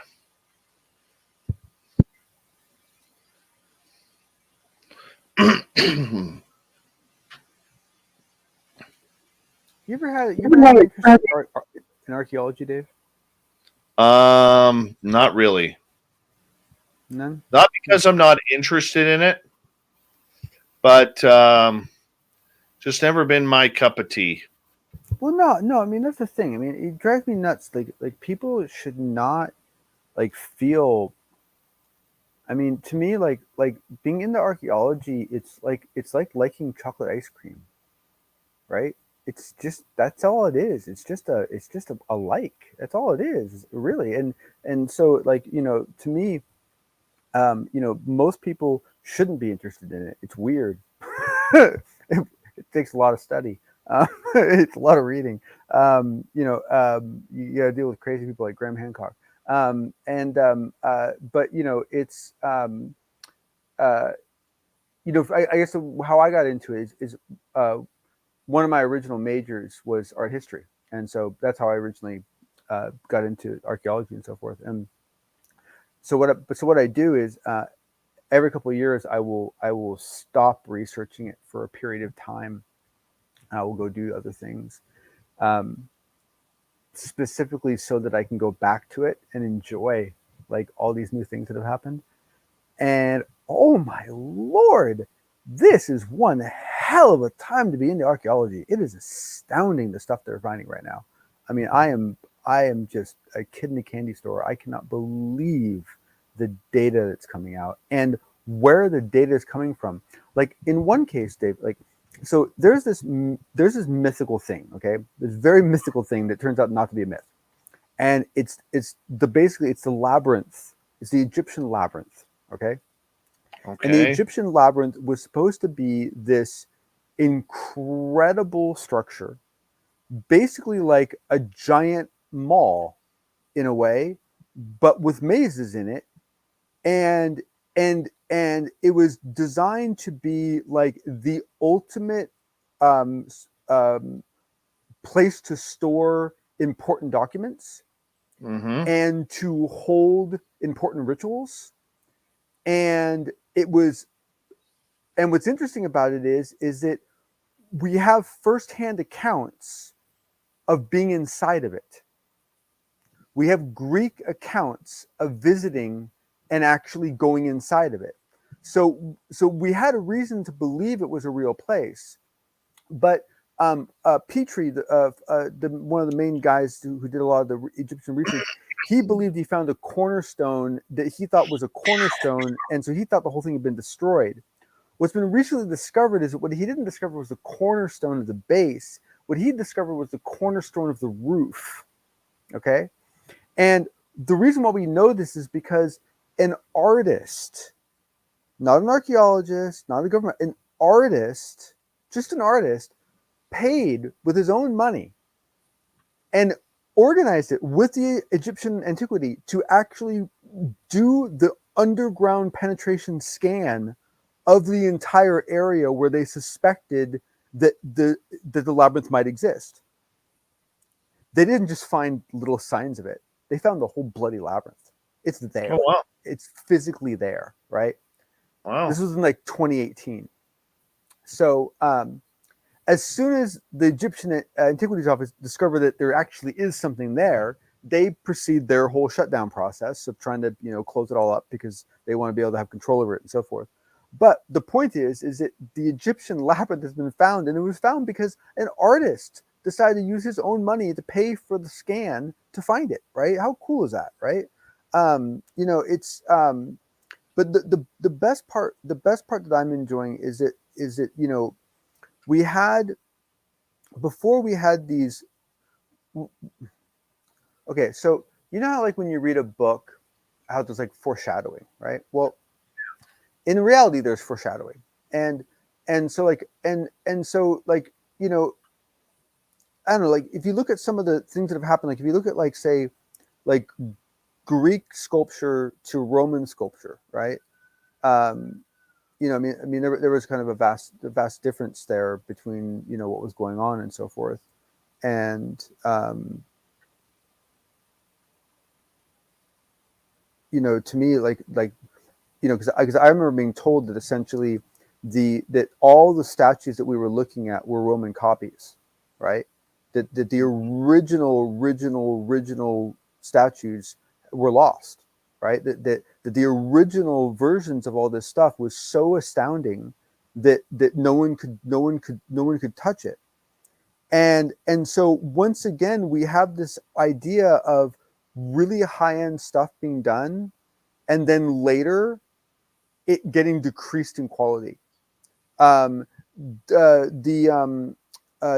one point they actually had a tool for doing cataract surgery. A little needle with a metal needle with a sleeve in it, so they can actually do cataracts. That technology was lost. It wasn't reinvented for 600 years. Okay, the Greeks were astounding. The Romans were not. The Romans were effective, and so we had this example then, and so that's just like an odd thing. Like I remember like being like really confused, like how is it that the older stuff is better? Like that's weird. Then you go to, you know, Göbekli Tepe, and you have the same problem. The older you go, the higher the quality gets. The older you go, the more complex it gets. The older you go, the larger stones they use. Like it really, like you can see it at Göbekli Tepe. The people that started that were freaking master artists. The people that did the last top, they were kind of like just kind of mailing it in. I mean, they were just like, whatever, just throw this here, right? Whatever. And so you have the same thing. Well, then you go look at Egypt. And in Egypt, you know, we've been taught this like really pretty, you know, very consistent timeline that, you know, makes all sense. But honestly, like a lot of it's just crap because, you know, we have a pharaoh's list, and we just decided to announce that all the ones after 6,000 are just mythical, and the ones before that are not. So like we don't even take what they tell us seriously. And then you have, you know, all these items that come out of the what are called, you know, pre-dynastic or old dynasty, and that is where the most astounding Egyptian things come from. I mean, you're talking about like, you know, vases and things that look like modern vases, but when you look closer, you realize it's stone. It was carved out of a single piece of stone, and you're like, wait, what? Like it is, and they're beautiful. They're astounding. They're absolutely gorgeous, and you get the Shishk disc, which is like this incredible spiral. There were so many examples of this just incredible quality that existed in pre-dynastic. Essentially, what it's starting to look like, and what a lot of us are starting to believe at a hypothesis level, is that the Egyptians had their own Greeks. That the Egyptians were the Romans. And there were Greeks to the Egyptians as there were Greeks to the Romans. And so there was some pre-Egyptian civilization that actually had the skills and actually really knew how to work all this crap. And it was later generations that fell away. And if you believe what the Egyptians actually just flat out say their history is they pretty much just say that they are, derivatives of Atlantis. I mean, they don't specifically call out Atlantis, but they specifically say that they were a satellite. They were a satellite organization from a much larger empire that was lost in a day and a night of torrential floods, right? And that's where Solon got the whole story. So, you're talking about a group of people that, that basically, admits that they have lineage that was superior to them. But what I find so interesting is that now, unlike when I was younger, when it was only the Greek to Roman thing that you kind of see as an example of this, now we're starting to find over and over and over and over and over and over and over again, the older we get, in some cases, in a lot of cases, the better it gets. And so that really implies that there was a transplant of already known information that showed up in a state of quality. And then for some reason that was not supported. And over time that quality waned. And you saw a decaying of society, a decaying of artisanship. And what's weird about it is that, like you could argue, for example, that for us, we do a similar thing in that, the very first CD player that comes out is actually usually really nice stuff. And, and then later they get cheaper with time. But here's the thing. Yes, they get cheaper with quality, but they don't necessarily get cheaper with performance. Usually when we make things smaller and cheaper, we only do it if we can maintain the quality that we had before, right? And so, it is kind of a difference. But, to me, it's amazing that we're finally starting to see, like in almost every area of the world, that we have this, this procession of loss of skill after some, large foundation of skill. And, it's, one, it's super interesting that there's patterns, but two, I think when people like Graham Hancock talk about what are the lessons can be learned from what's the lovely term he has for his event at 9,600 and 12,500. Anyway, he has this whole event and he talks about how it's a warning, that it somehow was brought on by, unethical behavior of some sort. There's given some indication that somehow we can influence whether these catastrophes happen. And the truth of the matter is that's not what we should be afraid of. The catastrophes are going to happen no matter what. What we should be afraid of is that even if we're able to maintain the information through the catastrophe, we need to figure out a much better way at motivating people to maintain that artisanship over time, because that's the real danger. That's what's been screwing us up. That's what's been keeping us from progressing for the last couple thousand years. It hasn't been catastrophes. We've actually gotten pretty good at saving data. What's been the problem is that after the information arrives at a place where they didn't derive it, they don't treat it with the same respect.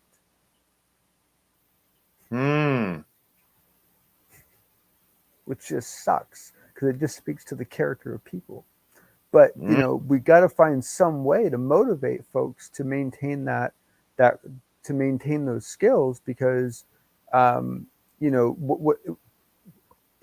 you have is this process of we go 10 steps forward, we go 6 steps back, we go 10 steps forward, we go 6 steps back, and we're doing this over and over and over again. And man, it just slows us down so bloody much. It just, like I was saying, the site that that's like north of Göbekli Tepe.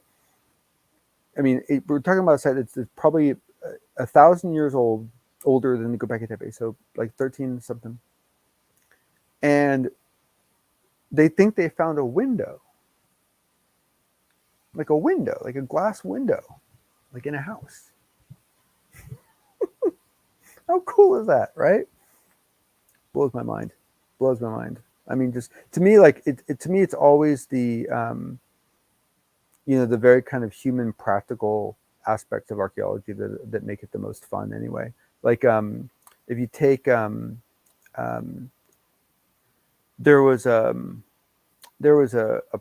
plaque found that was it was a letter from the king of Assyria to the pharaoh Akhenaten, at the time when the Pharaoh Akhenaten was ruling. And the letter, I'm paraphrasing the letter, but the letter basically said, because this was after Akhenaten had moved his city north into this like sun temple, and everyone was roasting.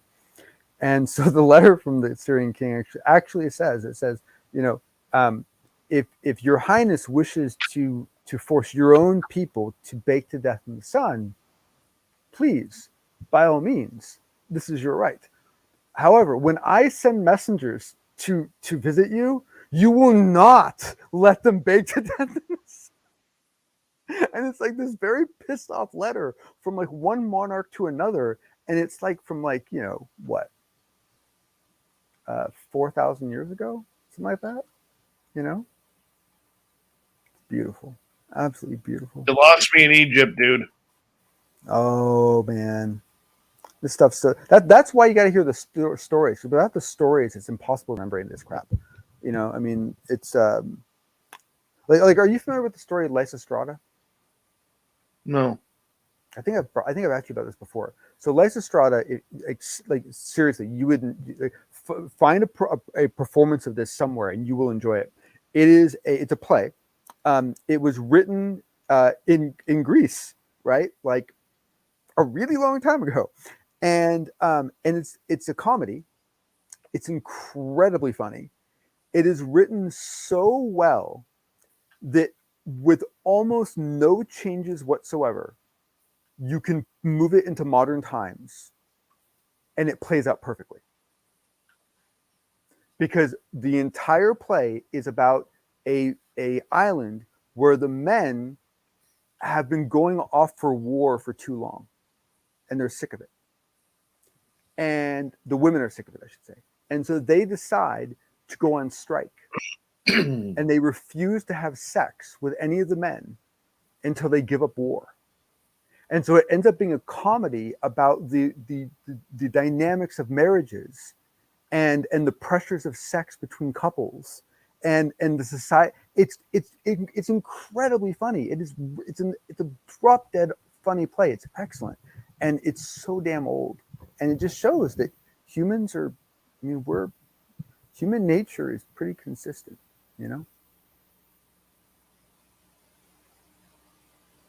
Cool.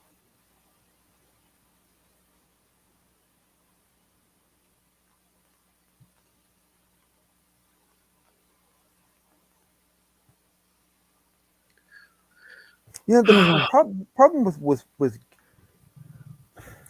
I think the problem with the whole war thing and all the violence thing and all of it is that as awful as it is, if you look at life from a point of view of reincarnation and this idea that each life we're supposed to learn a certain number of things or develop a certain number of skills or grow in a certain number of ways, and so each life is really just like meant. You're meant to have challenges. You're meant to have disagreements and disasters, because those are the places where you often learn some of the best lessons. And so if you were like the headmaster of the school and you were like looking at all these classes and you kind of saw them that way, in a way you almost wouldn't want to get rid of war. You almost wouldn't want to get rid of all these quote unquote horrible things, because all those horrible things provide incredible catalysts for people to step up and become amazing people. And, and I mean, it's unfortunate that humans work that way. It'd be great if everyone became the best version of themselves, completely self-motivated, but that's not how we work yet. Right. And so, I don't know. It's just, it's trippy. Trippy.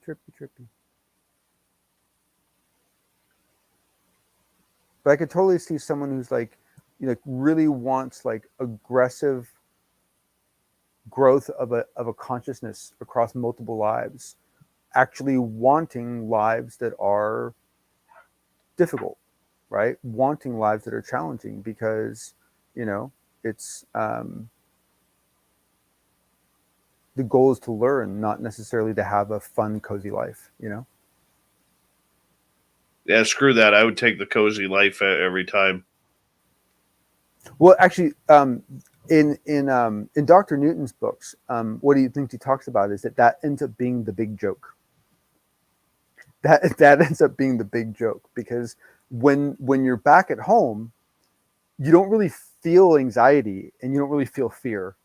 And you're all like pumped up because you just came back from a life that you pulled off, right? And so you're all like gung ho, and you're like, oh, I can do that, no problem, And then you get into your body and you go through the veil of forgetfulness, and you forget everything, and you're like, this sucks, And little did you know that like you were like all gung ho about it later at some earlier point, And to me, it just cracked me up.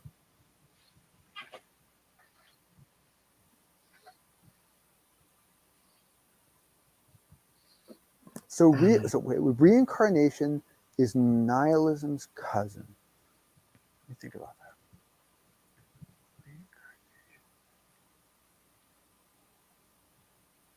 No, I don't get that.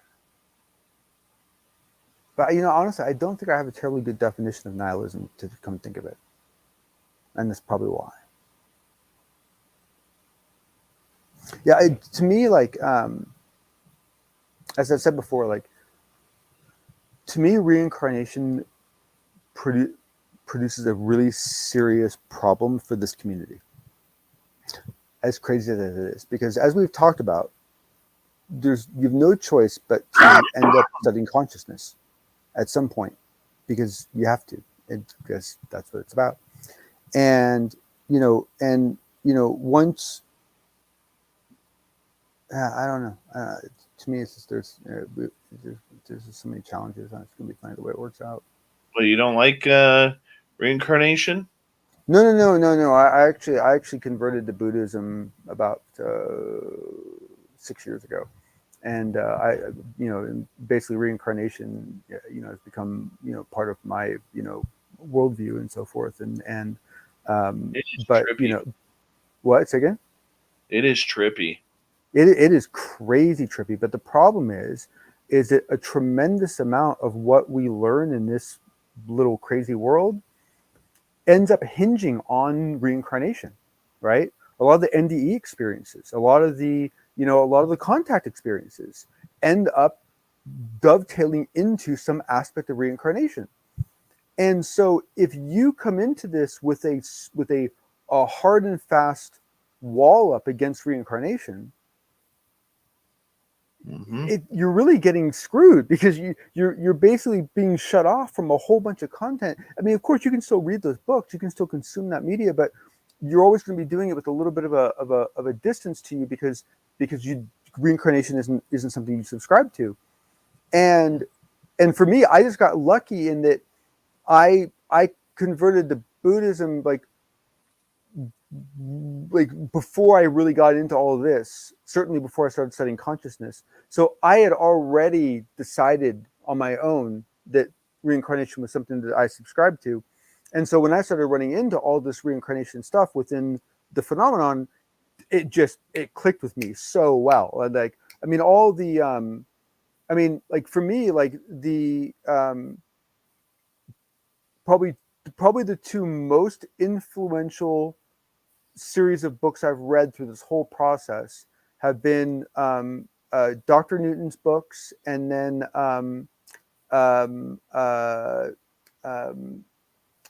what's his name? The Journeys Out of the Body, and Robert, whatever his name is. But those two groups of books have probably had the most dramatic and I would say positive, but the most dramatic impact on my life, on my view of everything.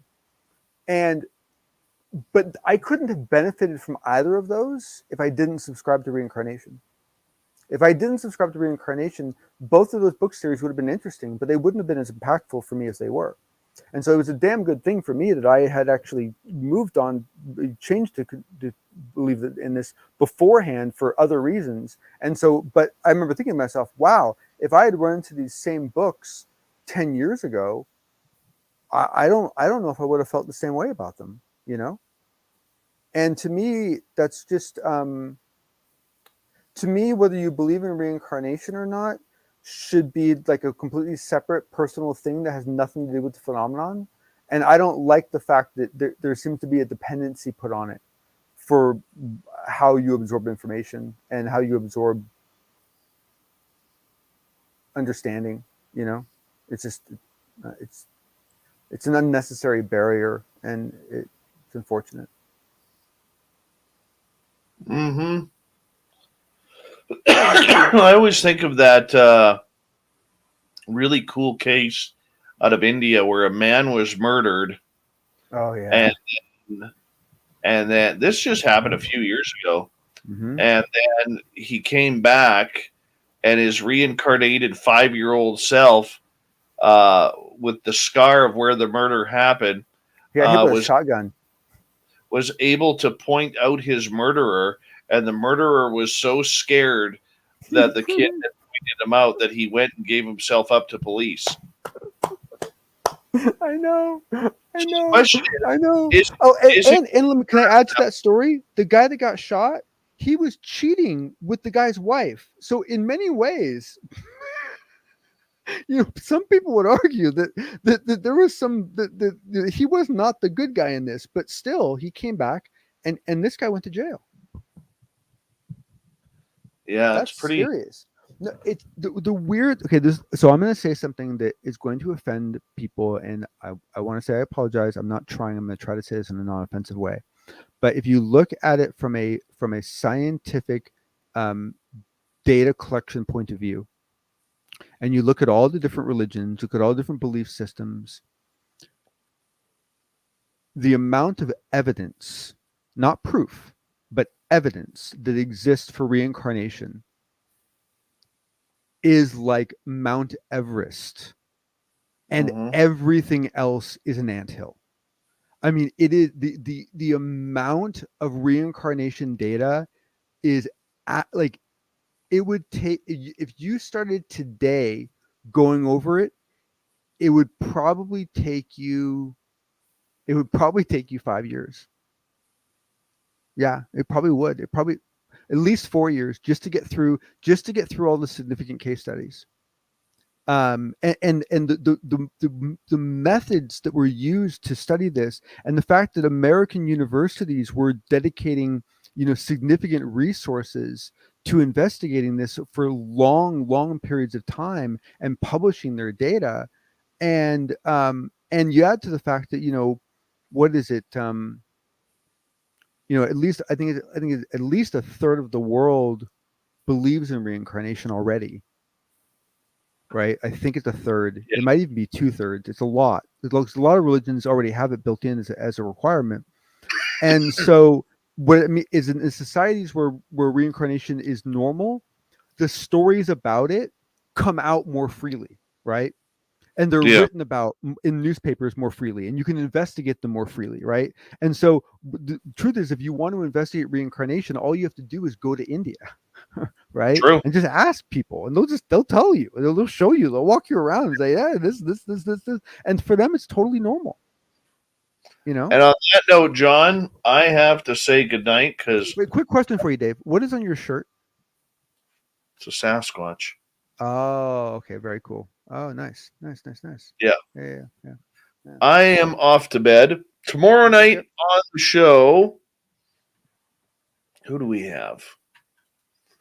We have D.A. Roberts. We're going to talk some Dogman. Don't forget, earlier on at 11 a.m. Pacific, 2 p.m. Eastern, Lynn Wallington has talked to me with Akasha Chris. Yep. It's going to be a great episode with Lynn. That's at 11 p.m. or 11 a.m. And Lynn will also be hosting for me on Wednesday and Thursday nights. I'm taking a couple of nights off this week. I am playing the role of dad this week. Because my partner... Dave, just be honest. You're having a beauty day. There's nothing wrong with getting your hair and nails done. I wish. But I am playing the role of dad on Wednesday and Thursday. I'll be back on Friday. And so Lynn F. and Wallington will be in the hot seat Well, she will And kick butt I as will- always. Yeah. Good deal. Good deal. And we go from there. But we'll see you guys all tomorrow night. Thank you to Cat Chaser, Phil, Doug, Michael, Jim Bob, Ghost Dragon, Tits McGee ×2, Thomas, Stefan, and Steve for the awesome super chats tonight. You guys are so cool to us. Mark, how you doing, buddy? And Please. we're gonna take it on home here, Johnny boy. Have a good night.